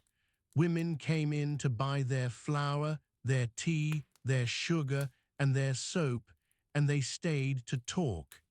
The stores in Govan and Kinning Park had a settled, regular community of customers. The same women came on the same days. The staff knew names. This kind of steady familiarity was a feature of neighborhood life in the 1890s. The city was large, but its districts were small in practice. Wednesday was often a midweek market day in the neighborhood high streets. The Barras area east of the Gallowgate had informal trading on most days, but Wednesday and Saturday drew the larger crowds. This was not yet the fixed permanent market it would become in the 20th century. In the 1890s, it was a shifting collection of street traders, barrow men, and second-hand dealers. A man might sell tools from a barrow one week and hardware the next. The stock moved. The prices were negotiable. The atmosphere was loud. Tobacco was sold in small quantities from corner shops across the city. Men smoked clay pipes. Cigarettes were becoming more common by the mid-1890s, particularly among younger working men. The small tobacconist shops on streets like London Road and Parliamentary Road sold both cut tobacco and paper cigarettes in small packets. These shops were also places where a man might stand for a few minutes and talk to the proprietor before walking on. The corner shop served a social function alongside the commercial one. Public houses were central to male working-class social life throughout the week. There were over 1,000 licensed premises in Glasgow by 1895. They were concentrated in the areas of working-class settlement, along Parliamentary Road, in the Gorbals, in Colton, along Dumbarton Road, in Partick. They opened at 6:30 in the morning to serve men on their way to work. They closed at 11 at night. On Saturday, they were exceptionally busy. The closing of public houses on Sunday was therefore a significant interruption to a pattern that ran through every other day. The temperance movement was active and organized in Glasgow. The Band of Hope held meetings for children in church halls across the city, asking them to sign pledges against alcohol. The Independent Order of Good Templars had lodges in most districts. These organizations were serious in their effort and had real community support, particularly among women who bore the practical consequences of a husband's drinking. Temperance coffee houses operated as alternatives to public houses. They served hot drinks and sometimes food, and they were warm, which mattered in the winter. The River Clyde itself was not simply an industrial waterway. It was a boundary, a landmark, and a route. The river through the city had been deepened significantly over the course of the 19th century. Where once it had been shallow enough to wade at low tide, it was now a deep shipping channel, dredged to a depth of over 20 feet. The shipyards lined its banks from the city centre downstream through Govan and Partick, and on to Clydebank and Dumbarton. The hammering from the yards could be heard across the water on still mornings. The ferry crossings were how many people moved between the north and south banks. There were no road bridges downstream of Glasgow Bridge until you reached Renfrew. The Govan ferry ran between Govan on the south bank and Point House on the north bank. It was a chain ferry pulled across the river on a submerged chain. It carried people on foot and sometimes handcarts. The crossing took only a few minutes. Workers from the North Bank walked down to the Point House slip in the early morning and crossed to the Govan yards. The same crossing in reverse at the end of the day. The paddle steamers on the Clyde were a different kind of river life. They ran summer services from the Broomielaw, the city's river quay, down the Firth to Dunoon, Rothesay, Largs and Campbelltown. The Broomielaw on a Saturday morning in July was a scene of considerable activity. Families with luggage, men in light summer jackets, women with children and bags. The steamers were operated by a number of competing companies. The Caledonian Steam Packet Company and the Glasgow and South Western Railway both ran services. The boats were well used. Fares were affordable for a skilled working man and his family. The Clyde Coast holidays, known as going doon the water, were a genuine feature of Glasgow working-class life by the 1890s. The fair fortnight in July was the Glasgow holiday period, when the city's industries and trades took their annual break. It had not yet become a standardized 2-week holiday for all workers, but the tradition was firmly established. Families in Govan and Partick rented single rooms in Dunoon or Millport for the last 2 weeks of July. The father might take only the first week and return to work while the family stayed on. The annual cycle had other fixed points. New Year was the great domestic festival. Christmas was observed much more quietly in Presbyterian Scotland. It was not a public holiday. Shops opened on Christmas Day. The schools were open. The great celebration of the winter was the 1st and 2nd of January, when families gathered, when whiskey was opened, when first footing continued through the night. A man who arrived first at your door after midnight on the 31st of December was expected to bring something with him. Coal, bread, and salt were traditional. The symbolism was warmth, food, and good fortune. New Year in Glasgow meant the streets were full late at night in a way that was unusual for a city that otherwise retired early. The pubs closed at the normal hour on Hogmanay evening, but people gathered outdoors.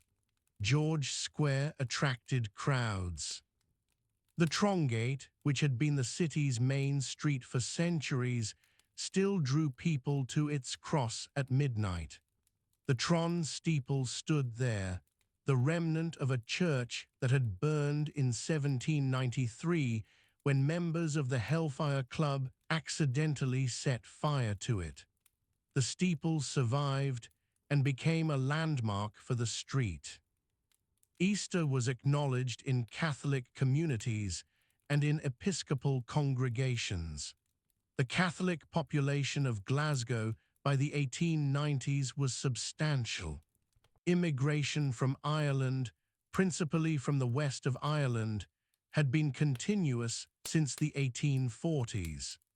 The Irish-born and their Glasgow-born children made up a large proportion of the unskilled and semi-skilled workforce in the East End and in Govan.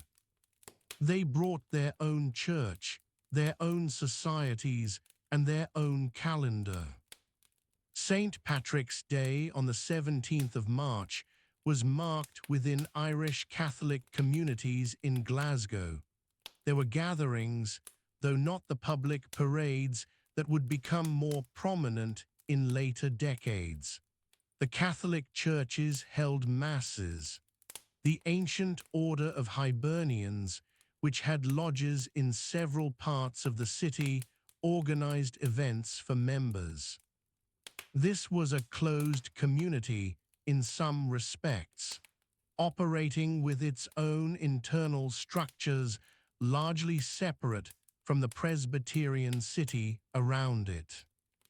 The Protestant population had its own calendar of commemoration. The Orange Order held its 12th of July march through the city streets. The marches moved through the Colton and Bridgerton, through areas where the Ulster Protestant immigrant community had settled from the early 19th century onwards. By the 1890s, these were long-established Glasgow communities with their own lodge halls, their own social networks, and their own music.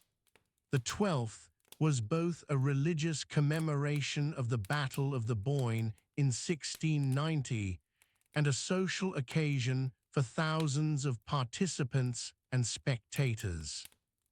The city's Friday evening and Saturday rhythm was shaped by the pay packet.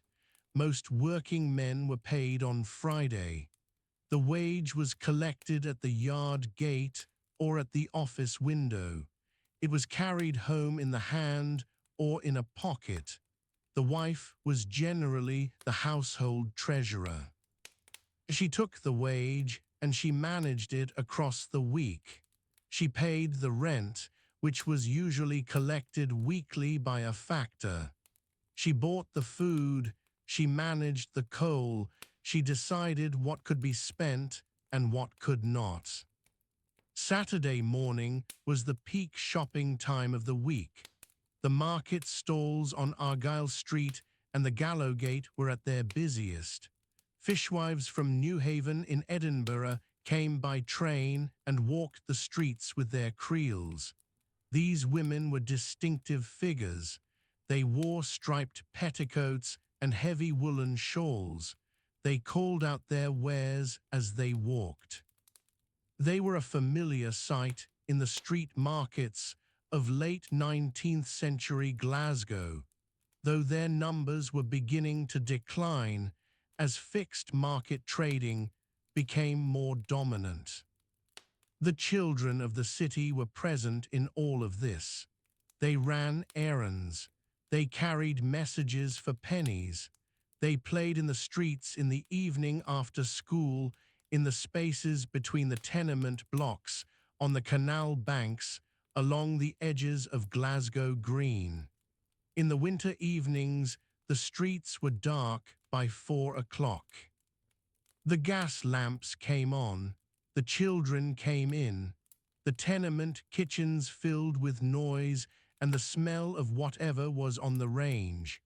The day drew itself closed, and the quiet that followed was not silence. It was the sound of a city that had not quite finished yet, still shifting, still settling. The Clyde runs through the centre of Glasgow at a width that surprises people who see it for the first time. By the 1890s, the river had been cut and deepened so many times that it bore almost no resemblance to the waterway that had existed 40 years before. In the 1850s, the Clyde at Glasgow was shallow enough in places for cattle to wade across at low tide. Men did exactly that, driving small herds from the south bank to the Gorbals and on toward the markets of the city.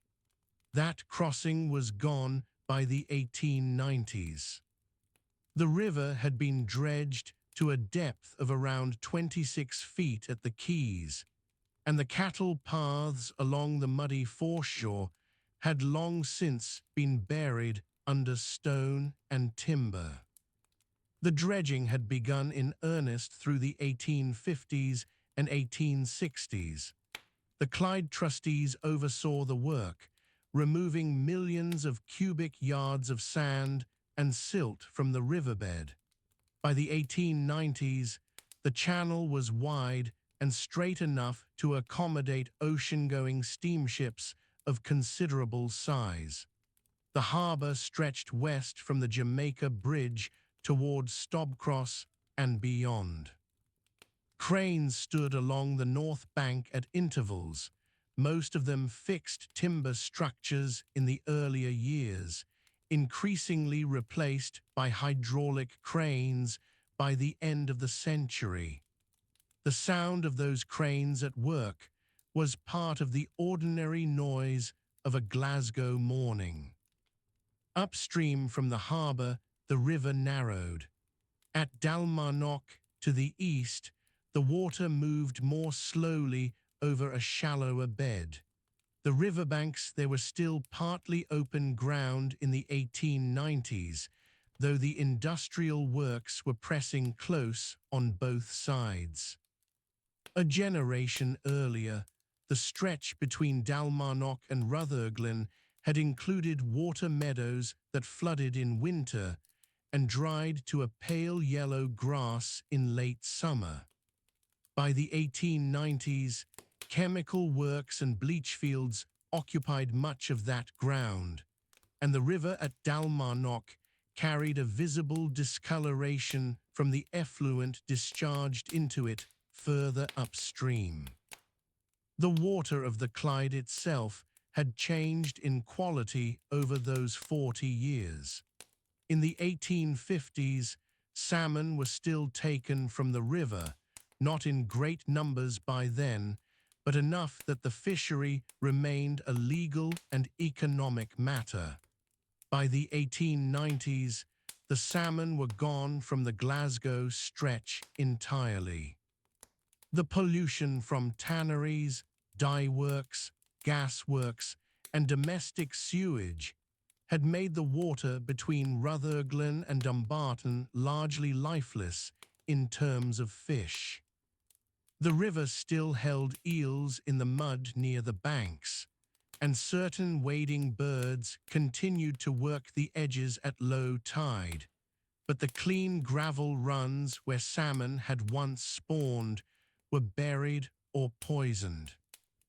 The tidal reach of the Clyde extended well into the city. Twice each day, the water level at the Broomielaw changed by several feet. At low tide in the 1890s, a narrow band of dark foreshore was exposed along the quayside walls, slick with mud and smelling of river bottom and coal dust. At high tide, the water rose close to the level of the quay decking. The ferries that crossed the river used small wooden landing stages that rose and fell with the tide, and the boatmen who managed those crossings adjusted their ropes and planks according to the state of the water several times each day. The Broomielaw itself was the commercial heart of the riverfront. In the early morning, before the working day had fully begun, the quay was already occupied. Carters arrived with loads of goods from the city warehouses. Coal barges tied up along the lower quays discharged their cargoes by hand, men with baskets and shovels working steadily in the grey light. The smell at the Broomielaw was distinctive: river mud, coal, rope, and the faint sharpness of engine oil from the steam vessels. A generation before, the same quay had handled paddle steamers bound for the Firth of Clyde, and those services still ran in the 1890s, but the vessels were larger and faster, and the journey to Greenock that had once taken the better part of a morning could now be done in considerably less time. Further west along the north bank, the Kelvin joined the Clyde just east of Partick. The Kelvin in the 1890s was a narrow, fast-moving river that had been altered by mill construction over centuries. It powered flint mills and paper mills along its lower reaches. In the 1850s, the land around the Kelvin's mouth at Partick had included open ground used for bleaching linen, long strips of pale cloth laid out on the grass in the spring sunshine. That bleach field had gone by the 1890s. The ground had been built over with tenement streets and the yards of Partick shipbuilders. The mouth of the Kelvin was hemmed in by stone walls, and the river entered the Clyde through a narrow gap between industrial premises. Partick itself had been a separate village in the 1850s, with its own character distinct from Glasgow. It had fishermen working the Clyde, small gardens behind low stone cottages, and a ferry crossing to Govan on the south bank. By the 1890s, Partick had been absorbed into the city in all practical terms. The ferry still ran, pulled by a chain in the earlier period and later operating as a steam-powered crossing. Govan on the south bank had grown dramatically in those 40 years. In the 1850s, Govan was still a weaving and fishing community with fields visible beyond its main street. By the 1890s, Govan was covered in shipbuilding yards and the dense tenement housing built for the workers who filled them. The south bank of the Clyde from Govan west toward Renfrew remained more open than the north bank even in the 1890s. There were fields visible beyond the last line of buildings, and the ground was lower and wetter than on the north side. The hawse along the south bank, the flat alluvial ground beside the river, had been used for grazing cattle and for market gardening through the middle decades of the century.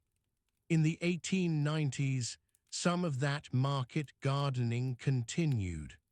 Carters from the south side villages brought vegetables into the city along the roads that followed the river.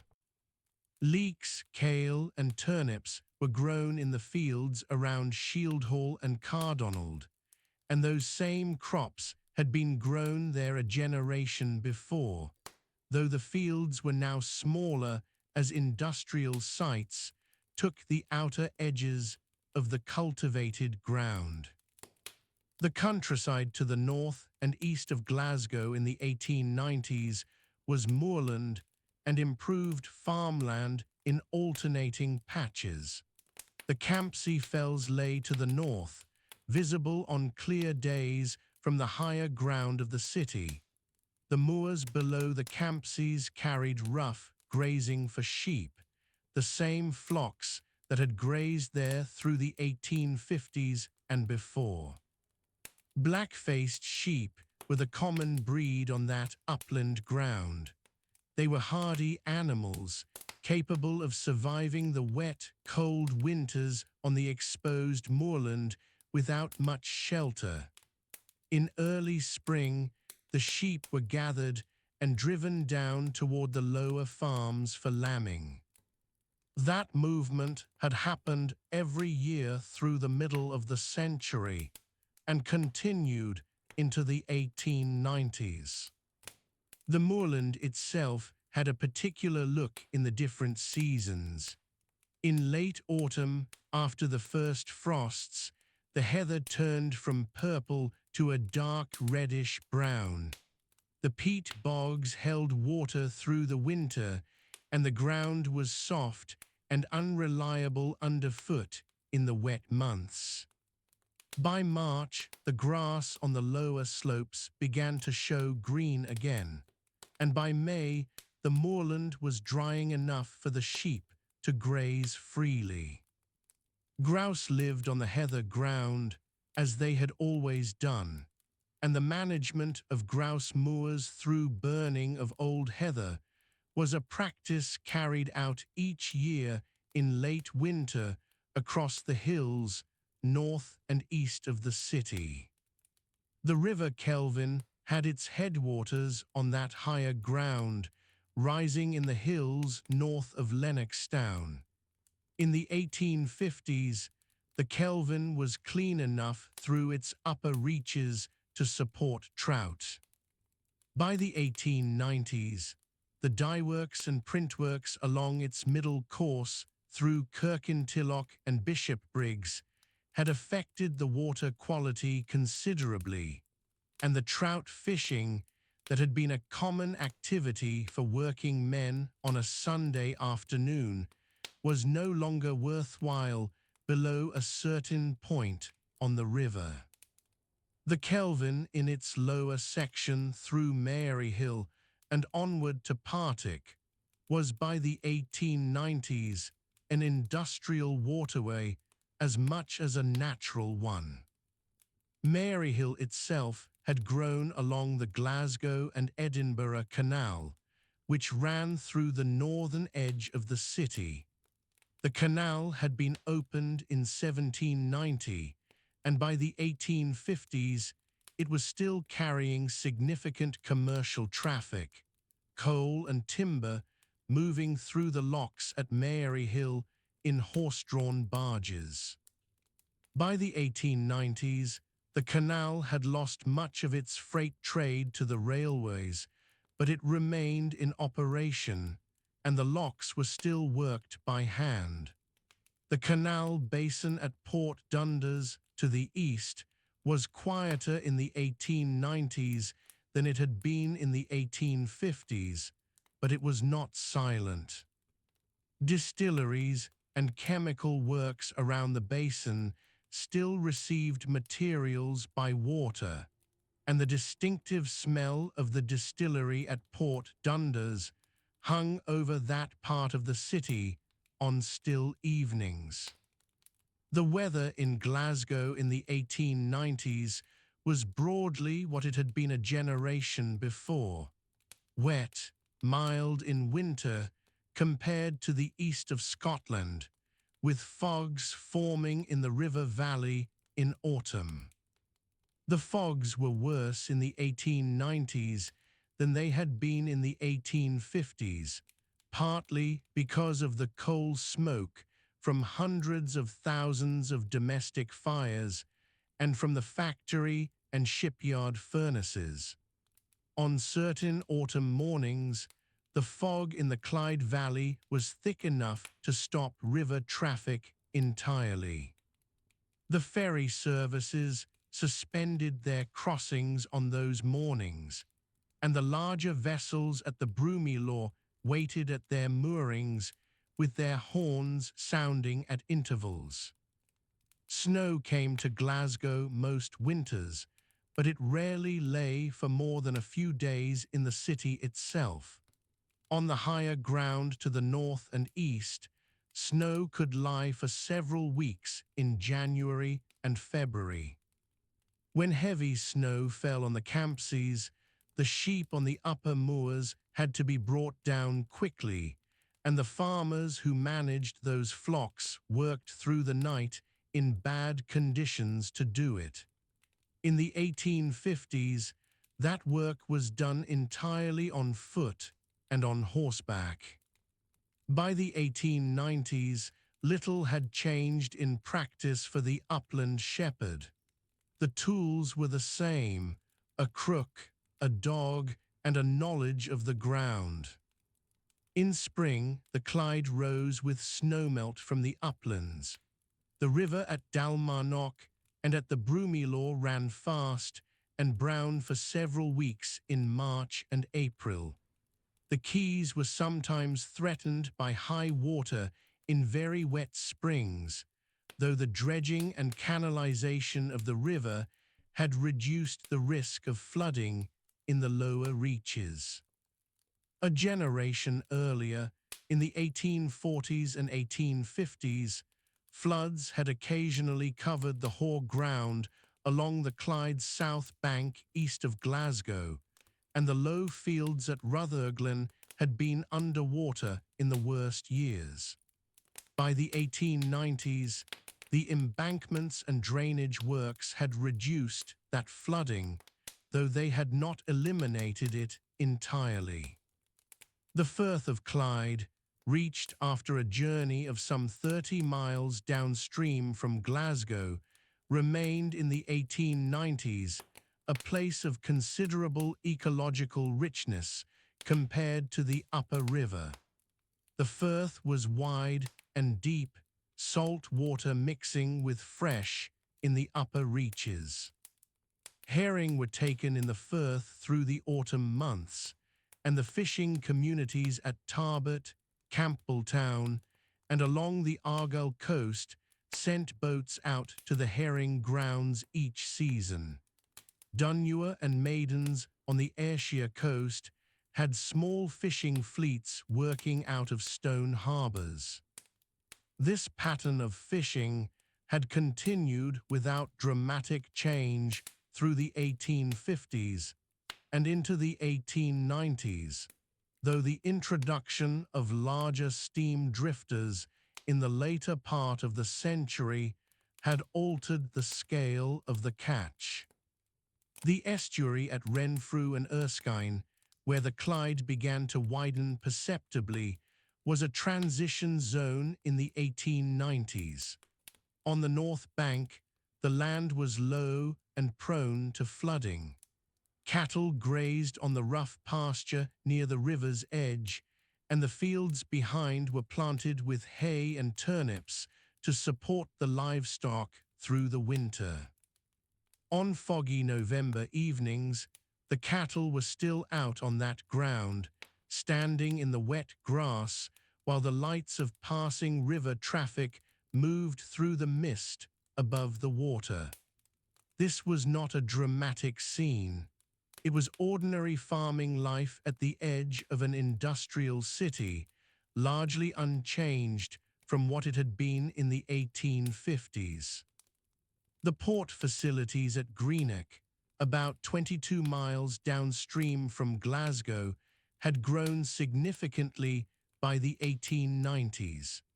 Greenock handled sugar imported from the Caribbean and the Americas, and the sugar refineries along the Greenock waterfront were a major employer.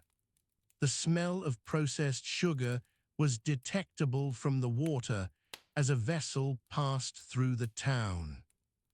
A generation earlier, the sugar trade had been established at Greenock, but the scale of it by the 1890s was considerably larger. The quays were busier, the warehouses more numerous, and the town had expanded up the hillside behind the waterfront to accommodate the workers and their families. At night, the Clyde from Glasgow to Greenock was not dark. The furnaces of the ironworks at Motherwell and Coatbridge, a few miles inland to the east, lit the sky with an orange glow. The shipyards along the river at Govan, Whitinch, and Dalmuir kept their furnaces running through the night on busy contracts, and the light from those fires was visible from the river. In the 1850s, that glow had been present but fainter. By the 1890s, it was a constant feature of the night sky over the lower Clyde Valley, visible from the hills above Greenock and from the moorland above Loch Lomond to the north. The moorland above Loch Lomond to the northwest of Glasgow remained largely unchanged between the 1850s and the 1890s. The land around the eastern shore of the loch was a mixture of oakwood on the lower slopes and open moorland above. Red deer came down from the higher ground in the winter months, grazing on the rough grass near the lochside farms. The loch itself was deep and cold, fed by numerous burns running off the hills of the Trossachs. Perch and pike lived in the loch, and trout were taken from the rivers that fed it. The farms around Barmaha and Roedennen were small, their fields stony and difficult, their cattle small and dark-coated, suited to the wet. The last of the daylight falls away behind the Kilpatrick Hills to the west. It goes slowly, that light, draining out of the sky in long pale streaks above the rooftops of Partick and Govan. By 5:30 in the evening, in November, the river is already dark. The Clyde moves quietly through the city at this hour. It is wide here, wider than a newcomer expects. At Glasgow Bridge, the water is 470 feet across. The current runs at about 3 miles an hour toward the sea. It carries with it a smell of coal smoke and brine and wet timber, and that smell settles over everything on the south bank as the working day closes. The yards along the river are beginning to empty. The shipbuilding works at Fairfield in Govan and further east at the Napier Yard at Lansfield Quay have been running since 6 in the morning. The riveters have been at it since dawn. Their hammers have been going all day in short, rapid strokes, driving hot iron rivets into the hull plates of ships that will carry coal and cotton across the Atlantic. By 6 in the evening, that hammering stops. The yards fall quiet in stages, like a piece of music winding down. The men come out through the yard gates in groups. They walk in their working clothes, moleskin trousers gone stiff with grease, heavy flannel shirts, jackets of thick dark wool. Their boots are iron-shod and loud on the cobblestones. Many carry their tools with them, wrapped in sacking. A rivet boy, 12 years old, carries a bucket still warm from the furnace coals. He walks quickly. He has been on his feet for 11 hours. The streets they walk through are narrow and close together. Govan Road runs along the south bank of the river, and off it the tenement closes go back at right angles toward Govan Cross. These are 4-story sandstone buildings, put up in the 1870s and 1880s to house the families of the men who work the yards. The stone is already dark with soot. The close mouths are black archways. Inside, the stone stairs spiral up in the half-dark. Gas lamps are lit along Govan Road at 4 o'clock in winter. The lamplighter comes with a long pole and a small flame on the end of it, and the lamps hiss and glow one by one. They give off a yellowish light that does not carry far. The cobblestones nearest the lamp posts shine a little. Beyond that, the street is dark. On the north bank of the river, in the Anderston and Finnieston districts, the same thing is happening. The dockworkers who have been loading and unloading cargo at Finnieston Quay since morning are making their way home through the streets behind the waterfront. They are different men from the shipbuilders in some ways. They work in short, unpredictable bursts. Some of them have not worked today at all, having stood at the dock gates since 5:30 this morning and been passed over by the foreman. Those men have been standing or sitting near the water all day, waiting, and they walk home with nothing earned. The river at Finnieston Quay carries a different kind of traffic in the evenings. The Clyde steamers are still moving. The paddle steamer services that run between the Broomielaw and Greenock or down to Dunoon and Rothesay have made their last outward runs by mid-afternoon, but the ferries are still crossing. The horse ferry at Finnieston, a flat-bottomed, chain-guided vessel, crosses every few minutes. It carries carts and horses and foot passengers between the north and south banks. The chains clank as the ferry moves. The water slaps against the wooden sides of the hull. The horses stand with their heads low.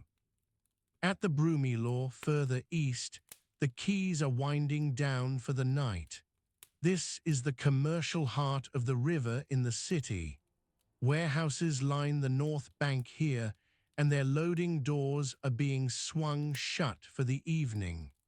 Bales of jute and cotton from the ships that arrived from Liverpool and Belfast are stacked on the quayside. Men in thick coats and tall hats, merchants and agents, have been supervising this work all afternoon. Now they are walking north through the city toward St. Vincent Street and Blitheswood Square, where their offices are. The offices in the city close at 6. The clerks who work in the counting houses and shipping offices along Hope Street and Buchanan Street come out into the cold air carrying their hats. These men dress differently from the yard workers. They wear dark suits and high collars. Their boots are polished. They have spent the day copying figures into ledgers by the light of gas mantles. Their fingers are inked. They board the cable tramcars that run along Sauchy Hall Street and Union Street, or they walk, heading north and west toward Hillhead and Kelvinside, or south across the river toward Pollokshields. The cable tramcars run on steel cables buried in a slot in the road surface. They began running in Glasgow in 1896. They move at about 8 miles an hour. Inside, the wooden benches seat 24 passengers. The cars smell of damp wool and coal smoke. A conductor moves along collecting pennies. The fare from the city centre to Hillhead is a halfpenny on the lower deck. The tenements in the working districts are preparing for the evening. In the single-end flats, which are one-room dwellings housing a family of 4 or 5 or 6, the range in the corner has been lit since early morning. The range burns coal. A woman has been managing it all day, feeding it in small amounts to keep it burning at a steady heat. The coal comes up from the bunker in the close, carried in a zinc pail. The cost of coal for a week is around 1 shilling and sixpence for a working family in Govan in the 1890s. The evening meal is being prepared between 5 and 6 o'clock in most of these flats. It is a plain meal, a pot of porridge made with oatmeal and water and a pinch of salt is the evening meal in many households. In others, a pot of soup has been on the range since midday. Scotch broth is made with barley, dried peas, turnip, onion, and a neck of mutton if the week has been a good one. The mutton costs about 4p a pound at the butcher on the main road. Bread is bought rather than made in these households. The baker on Govan Road sells a plain loaf for a penny and a half. The plain loaf is dense, white inside, with a hard dark crust. It is cut into thick slices and spread with margarine or dripping. Butter is too expensive for most working families. A pound of butter costs 10p in 1893. A pound of margarine costs 4p. The children are inside by 4:30 in winter. The younger ones have been in the flat all day with their mother. The older ones have been at the school on Summertown Road, where they sit in rows of 40 or more in rooms heated by a single coal fire at the front. They have been learning reading and sums, and if their teacher is a particular kind, some geography. They carry slates, not paper. Paper is expensive. They write with slate pencils that make a faint squeaking sound. The older boys, those who are old enough to work, have been at the yards or running errands or carrying messages. The boy of 12 who carried the rivet bucket all day is now home. He sits on the edge of the bed recess in the kitchen and takes his boots off slowly. The bed recess is built into the wall behind a curtain. The whole family sleeps there in two shifts, sometimes in the smallest flats. The gas in the tenements runs from a meter on the wall near the door. You feed it with pennies to keep the mantle alight. When the penny runs out, the light dims and goes. In many flats, particularly in the oldest buildings of the 1860s and 1870s, there is no gas at all. Those families use paraffin lamps or tallow candles. The paraffin lamp gives a warm, unsteady light. It smells faintly of oil. The candles are set in tin holders on the shelf above the range. The sound of the tenement at this hour is a particular kind of sound. It comes from all sides: boots on the stairs, a woman calling a name from a landing, the knock of a pot against the iron range, a child crying somewhere above, the creak of the closed door as another worker comes in from the street. These sounds travel easily through the stone walls and the wooden floors. The building is alive with them. Out on the river, the evening boats are still moving. The steam dredgers that have been at work in the channel all day are being brought in to their moorings at Plantation Quay. The Clyde Navigation Trust operates these dredgers to keep the channel deep enough for the large steamships that travel up from the Firth. In the 1890s, the channel has been deepened to a minimum of 20 feet at low tide. The dredging goes on year-round. The material brought up from the river bed is taken out in hoppers to be dumped in the Firth below Dumbarton. A small cargo puffer, the kind that works the river and the sea locks, is making its way west past the Govan yards with the tide. These puffers are about 66 feet long. They carry coal and building materials and general cargo between Glasgow and the west coast ports. The crew is 3 men. They work and sleep aboard. The smoke from the funnel is thin and straight in the still air. The puffer's bow wave spreads out toward the granite quay walls and makes a low slapping sound.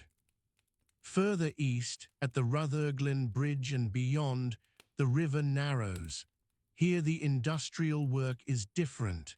There are chemical works and rubber works along the south bank at Polmady. The smell from the chemical works drifts north across the river in the evening air. It is a sharp, acrid smell, a smell of sulfur and chlorine. The workers at these plants work longer shifts than the shipyard men. They are still at their stations as the yard workers eat their evening meal. In the city centre itself, the evening is a different kind of time.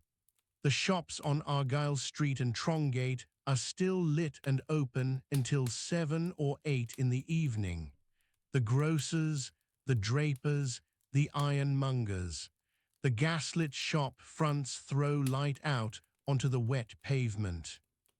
A fruit seller has a barrow at the corner of Trongate and High Street. He is selling apples at a penny for 3. He will be there until 9 o'clock. His hands are red with cold. The public houses on every corner are filling up. Glasgow has a great many public houses in the 1890s. In some streets, there is one every 50 yards. They are warm and close inside, lit by gas, the air heavy with tobacco and beer. The working men who go in stand at the bar. They drink heavy beer at a penny and a half a pint, or they drink whiskey in small measures. The barman moves quickly. He does not make conversation. This is a working trade. Not all men go to the public house. Many go straight home. The temperance movement is strong in Glasgow in this period. There are coffee houses and cocoa rooms run by temperance societies on several streets in the Govan and Anderston districts. A man can sit in the warm for an hour with a cup of cocoa and a newspaper for a penny. The cocoa rooms are well lit. Some of them have a fire. The churches are dark at this hour unless there is a weekday meeting. The Free Church on Govan Road and the United Presbyterian Church further along both have prayer meetings on Wednesday evenings. The women who attend are already walking there through the dark, in dark coats and shawls. The shawl, a large square of wool worn over the head and shoulders, is the common outer garment of working-class women in Glasgow in the 1890s. It is cheaper than a coat. It is warm if it is thick enough. The river at this hour carries very little light. The lamps on the moored vessels are small. The gas lamps along the quay walls stop at the water's edge. The river itself is black and quiet. A chain of reflected lights wobbles on the surface where a steamer is moored near the Broomielaw. A rat moves along the base of the quay wall, close to the water. The water smell is strongest here, a deep smell of mud and salt and iron. Back in the tenements of Govan, the evening meal is being eaten. It is eaten at the kitchen table, which in a single-end flat is pushed against the wall when not in use. In a room and kitchen flat, which is a little more spacious, there may be a proper table in the kitchen where 4 or 5 people can sit. The family eats from enamel bowls. The spoons are iron. There are not many words spoken over the meal. The man is tired. The woman is tired. The children eat quickly. After the meal, the pot is lifted off the range and set to the side. The table is wiped with a damp cloth. The children who are old enough to do it will go to school tomorrow and need their face and hands washed. This is done at the sink on the landing, which is shared between 2 or 3 families. The cold water tap is the only tap. There is no hot water supply. The kettle is filled and put on the range. The older children sit near the range to do whatever reading or writing the school has set them. The light from the gas mantle is not strong enough for easy reading. They lean close to the page. The younger children are already in the bed recess behind the curtain. The man may sit for half an hour with a short clay pipe, the kind sold for a halfpenny, before he too goes to bed. He will be up before 5 tomorrow morning. In the room and kitchen flats of the slightly better off tradesmen, the pattern is similar but not identical. A carpenter or a foreman at one of the yards earns perhaps 30 shillings a week, where the rivet heater earns 18. The flat has a parlour as well as a kitchen, though the parlour is only used on Sundays. There is a proper coal fire in the parlour grate. The mantelpiece has a clock on it and 2 china dogs. This room smells of beeswax and damp. During the week it is closed. The kitchen in such a flat is where everything happens. The range is larger, a Karen range with an oven on the side, so that bread can be baked and meat can be roasted. The wife of a tradesman may have a girl of 15 or 16 from the country, come in 2 mornings a week to help with the washing and the scrubbing of the stone floor. On a Tuesday or Thursday evening, the kitchen smells of boiling laundry as well as food. The clothes are hung on a wooden pulley rack that is raised and lowered from the ceiling by a rope on a cleat near the door. Across the river at this hour, in the district of Anderson and Tradeston, the pattern repeats. The mills along the north bank of the river at Anderston were cotton mills in an earlier period. By the 1890s, several of them have been converted to other uses, to engineering works and wire rope manufactures. The workers in these buildings are finishing their shifts. A woman who winds wire onto large wooden bobbins has been at her machine since 7 this morning. She stands up slowly from her stool. The machine is still for the first time in 11 hours. The silence of it is its own kind of sound. The gas lamps along Argyle Street have been burning since dusk. The lamplighter made his rounds before 6 o'clock, moving with a long brass pole from post to post. Each lamp gave off a pale yellow circle on the wet cobblestones below.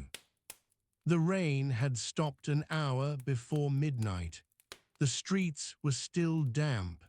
Water collected in the gaps between the granite sets and caught the light from the shop fronts that had not yet closed their shutters.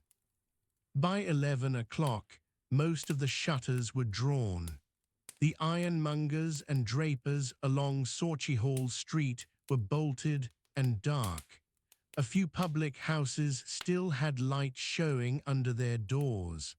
The sound of voices carried only a short distance in the cold November air. The River Clyde moved quietly past the Broomielaw. The tide had been running outward since early evening. The water was low against the stone quay walls, and the mooring ropes on the steamers hung slack. The ships rested on the dark water without much sound. A hull would knock softly against a fender now and then there would be quiet again.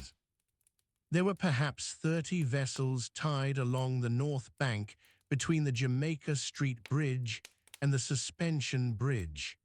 Some were coastal steamers. Some were flat-bottomed gabbarts that had come down from the upper reaches with loads of coal or grain. Their holds were empty now or waiting to be emptied in the morning. A watchman sat on an upturned crate at the top of the gangway of one of the larger vessels. He had a lamp beside him, hooded against the wind. The bridges across the Clyde were quiet at this hour. The Jamaica Street Bridge carried foot traffic until late, but by midnight only a few figures crossed it. A carter moved slowly across the Victoria Bridge to the south side. His horse's hooves struck the stone with a flat sound that carried back along the empty road. The cart was loaded with barrels, though it was difficult to say with what. South of the river, the streets of the Gorbals were not entirely dark. A few upper windows still held candlelight. The tenement buildings stood close together, 4 and 5 stories high, built from red and grey sandstone that had already begun to darken with soot. The closes between the buildings were very narrow. A person passing through one of those closes at midnight would have found it nearly without light at all. Gas had not reached every close in the Gorbals in the 1890s. Some of the older courts still relied on nothing but what light came from the windows above. A candle set on a window ledge for a returning family member might cast a thin line down into the courtyard below. The courtyard itself would be in near darkness. The shared privy in the corner of the court would be invisible from the close mouths. The smell of the river came through the city at night. It was not a clean smell. The Clyde in the 1890s carried sewage from the city drains, effluent from the chemical works at Shorefield, and the black wash from the iron foundries along the south bank. The tidal movement pushed and pulled this water twice in every 24 hours. By midnight, the low tide smell was strongest in the streets nearest the water. Above the river, the air was also thick with coal smoke. Every tenement building in the city burned coal in its grates. The fires were banked down for the night in most households, but the chimneys still breathed. The smoke settled in a layer above the rooftops. On still nights it was visible from higher ground, a grey haze that blurred the line between the buildings and the sky. From the high ground of Garnet Hill, looking south toward the river, the gas lamps of the main streets drew lines across the darkness. Argyle Street, Trongate, Gallowgate, the lamps were not close together. Between each post, there was a gap where the darkness came back. A person walking those streets at night moved in and out of the light with each 100 yards or so. The Trongate was nearly empty by midnight. The Tron steeple stood at the crossing of the High Street and Trongate, and the clock face on it was lit dimly by a lamp set inside the tower. The hands stood at 12. The bell struck, and the sound moved out across the rooftops and down toward the river and up the hill toward the cathedral, and then it was gone. The city did not stir in response. The cathedral itself stood without light at this hour. The great building on Castle Street had no congregation after dark. The graveyard around it, the necropolis on the ridge to the east, was in complete darkness. The stone monuments and carved columns on that hillside were shapes only, black against a slightly less black sky. No lamp burned there. The wind moved through the trees on the slope and brought the smell of damp earth down toward the road. The High Street ran north from the Trongate toward the cathedral, and in the 1890s it was still a street of considerable poverty. The buildings along its length were old, many of them predating the rebuilding that had been going on elsewhere in the city. The closes were damp. The stairs were worn. Families of 5 and 6 and 7 people occupied single rooms or rooms and kitchens no larger than a modern sitting room. By midnight, those rooms were crowded with sleeping people. The children slept in the kitchen bed or on a mattress pulled out across the floor. The bed recesses built into the kitchen wall were common across the city. They were built of timber and closed with a curtain. They held a straw mattress or a flock mattress. In winter, a family would bank the coal fire before sleeping, and the warmth would hold in the kitchen for several hours. By 4 or 5 in the morning, the fire was cold, and the room was very cold, and the children would pull the blankets close.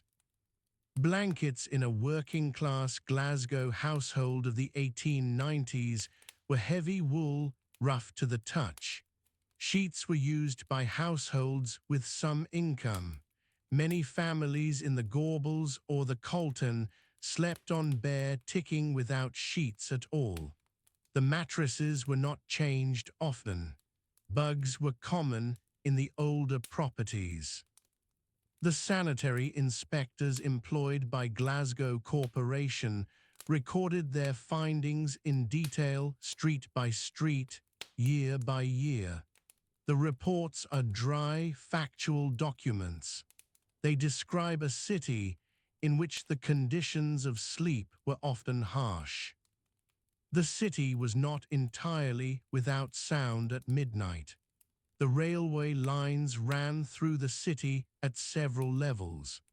The Caledonian Railway had its terminus at Gordon Street, and shunting went on in the yards to the east of Central Station through much of the night. The sound of buffers and the slow movement of rolling stock carried across a wide area on a still night. A person lying awake in a tenement on Union Street might hear the yard at work beyond the thickened walls. The tramway system in Glasgow had been municipalised in 1894. By the 1890s, horse trams ran on many of the main routes during the evening hours, but service ended before midnight. The last cars returned to the depot at Partick or at Newlands and were put away until morning. The horses were unharnessed and stabled and given their feed. The stable boys who worked the late shift would be finishing their work around midnight, sweeping out and refilling water buckets. The horses in the city at this hour were mostly quiet. The dray horses belonging to the breweries and the railway companies were stabled in large yards across the city. Some were in the south side, behind the Victoria Road.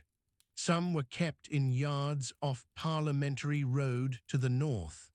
The animals stood in their stalls.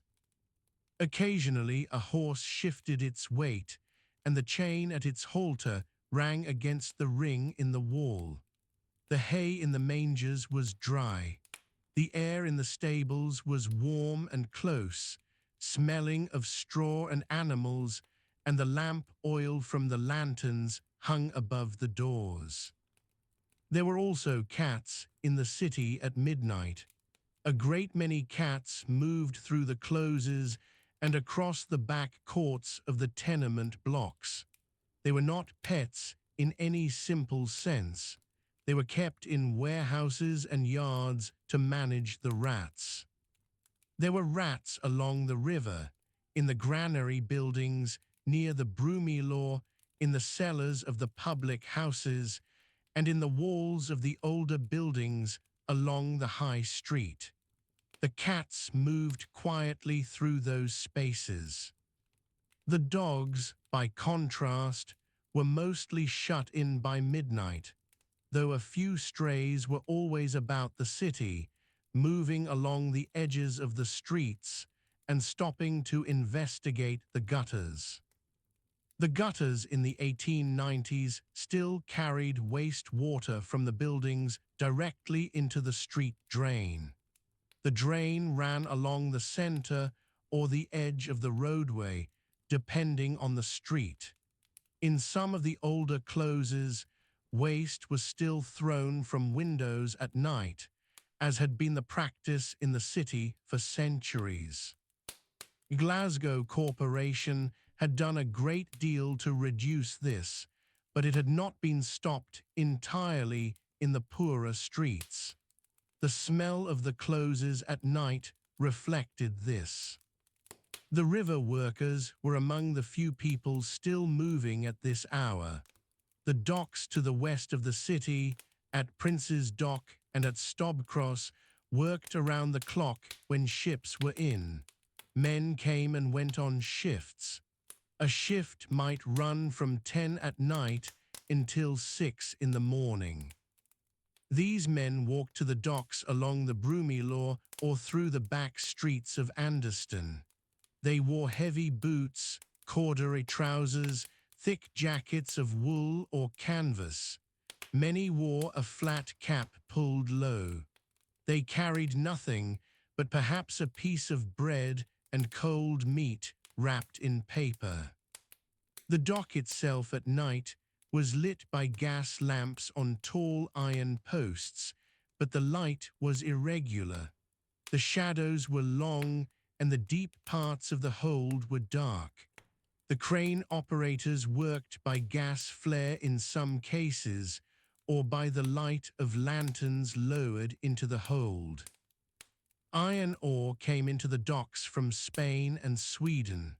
Raw sugar came from the West Indies. Timber came from Norway and from the Baltic ports. It was unloaded through the night and stacked on the quay and moved by morning into the warehouses that lined the dock roads.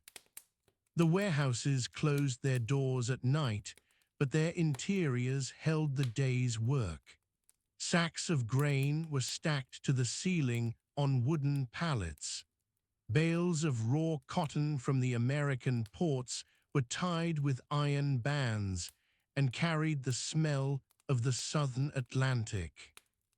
A night watchman in one of those warehouses walked his rounds with a lamp and a staff and a timepiece. He stopped at each key station and turned the key in a clock placed at each point. This registered the time of each round in a paper roll inside the device. It was a system introduced to ensure that watchmen did not simply sit by the stove and sleep. The stoves in the watchmen's huts were burning at this hour. Small iron stoves fed with coal. The huts stood at the dock gates or at the gates of the larger yards and factories along the river. The night watchman's hours were long and largely uneventful. He might see no one from midnight until the morning shift arrived at 5 or 6. The city beyond his gate was quiet.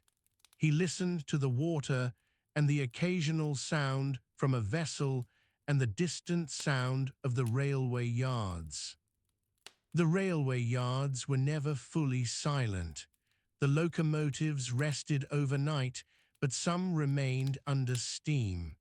The pressure in the boiler was kept at a low level to make a quick start possible in the morning. A thin column of steam drifted upward from a locomotive standing at a platform. The metal ticked as it cooled. The smell of coal smoke and hot oil settled over the station. The platforms at Central Station after midnight were nearly empty. A few porters moved trolleys along the stone flags. The indicator boards above the platforms showed no departures until 5 in the morning. The streets around Central Station, Gordon Street and Union Street and Renfield Street were quiet. The last cabs had moved off. A few figures walked alone on the pavement, heads down. A woman in a dark coat crossed Gordon Street quickly and was gone into a doorway.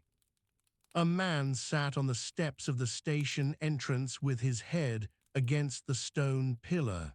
He was not sleeping, he was simply resting. The doorway behind him was locked for the night. The air temperature in Glasgow in November of the 1890s dropped sharply after dark. The city had no particular shelter against the cold coming off the hills to the north and east. Ben Lomond stood 20 miles to the northwest, and the wind could come directly from it across the flat land of the Clyde Valley. On such nights, the gas lamps flickered, and the smoke from the chimneys was driven sideways. The streets that ran east to west were full of this wind at chest height. The closes and courts of the tenements offered shelter from the wind. Behind the close mouth and inside the courtyard, the air was often still even when the street was blowing hard. Children who had nowhere else to go sometimes sheltered in the deeper closes overnight. This was noted in the records of the Glasgow City Mission and in the reports of the police. The night asylum on Greendyke Street, east of Glasgow Green, offered beds to men without shelter. It had been operating in various forms since the 1830s. A man applying for a bed at the night asylum on a cold November evening in 1893 would have received a wooden board to sleep on, a blanket, and a meal of broth or porridge. The building was always full when the temperature fell. Glasgow Green itself was dark after midnight. The great open space on the north bank of the Clyde, east of the Salt Market, was without lighting across most of its extent.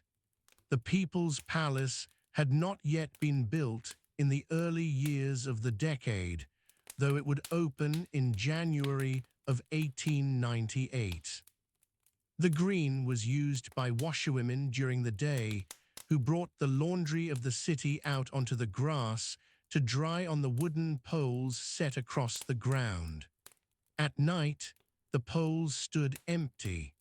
The grass was wet. The river moved past the southern edge of the green without hurry, carrying its dark water toward Rutherglen and beyond.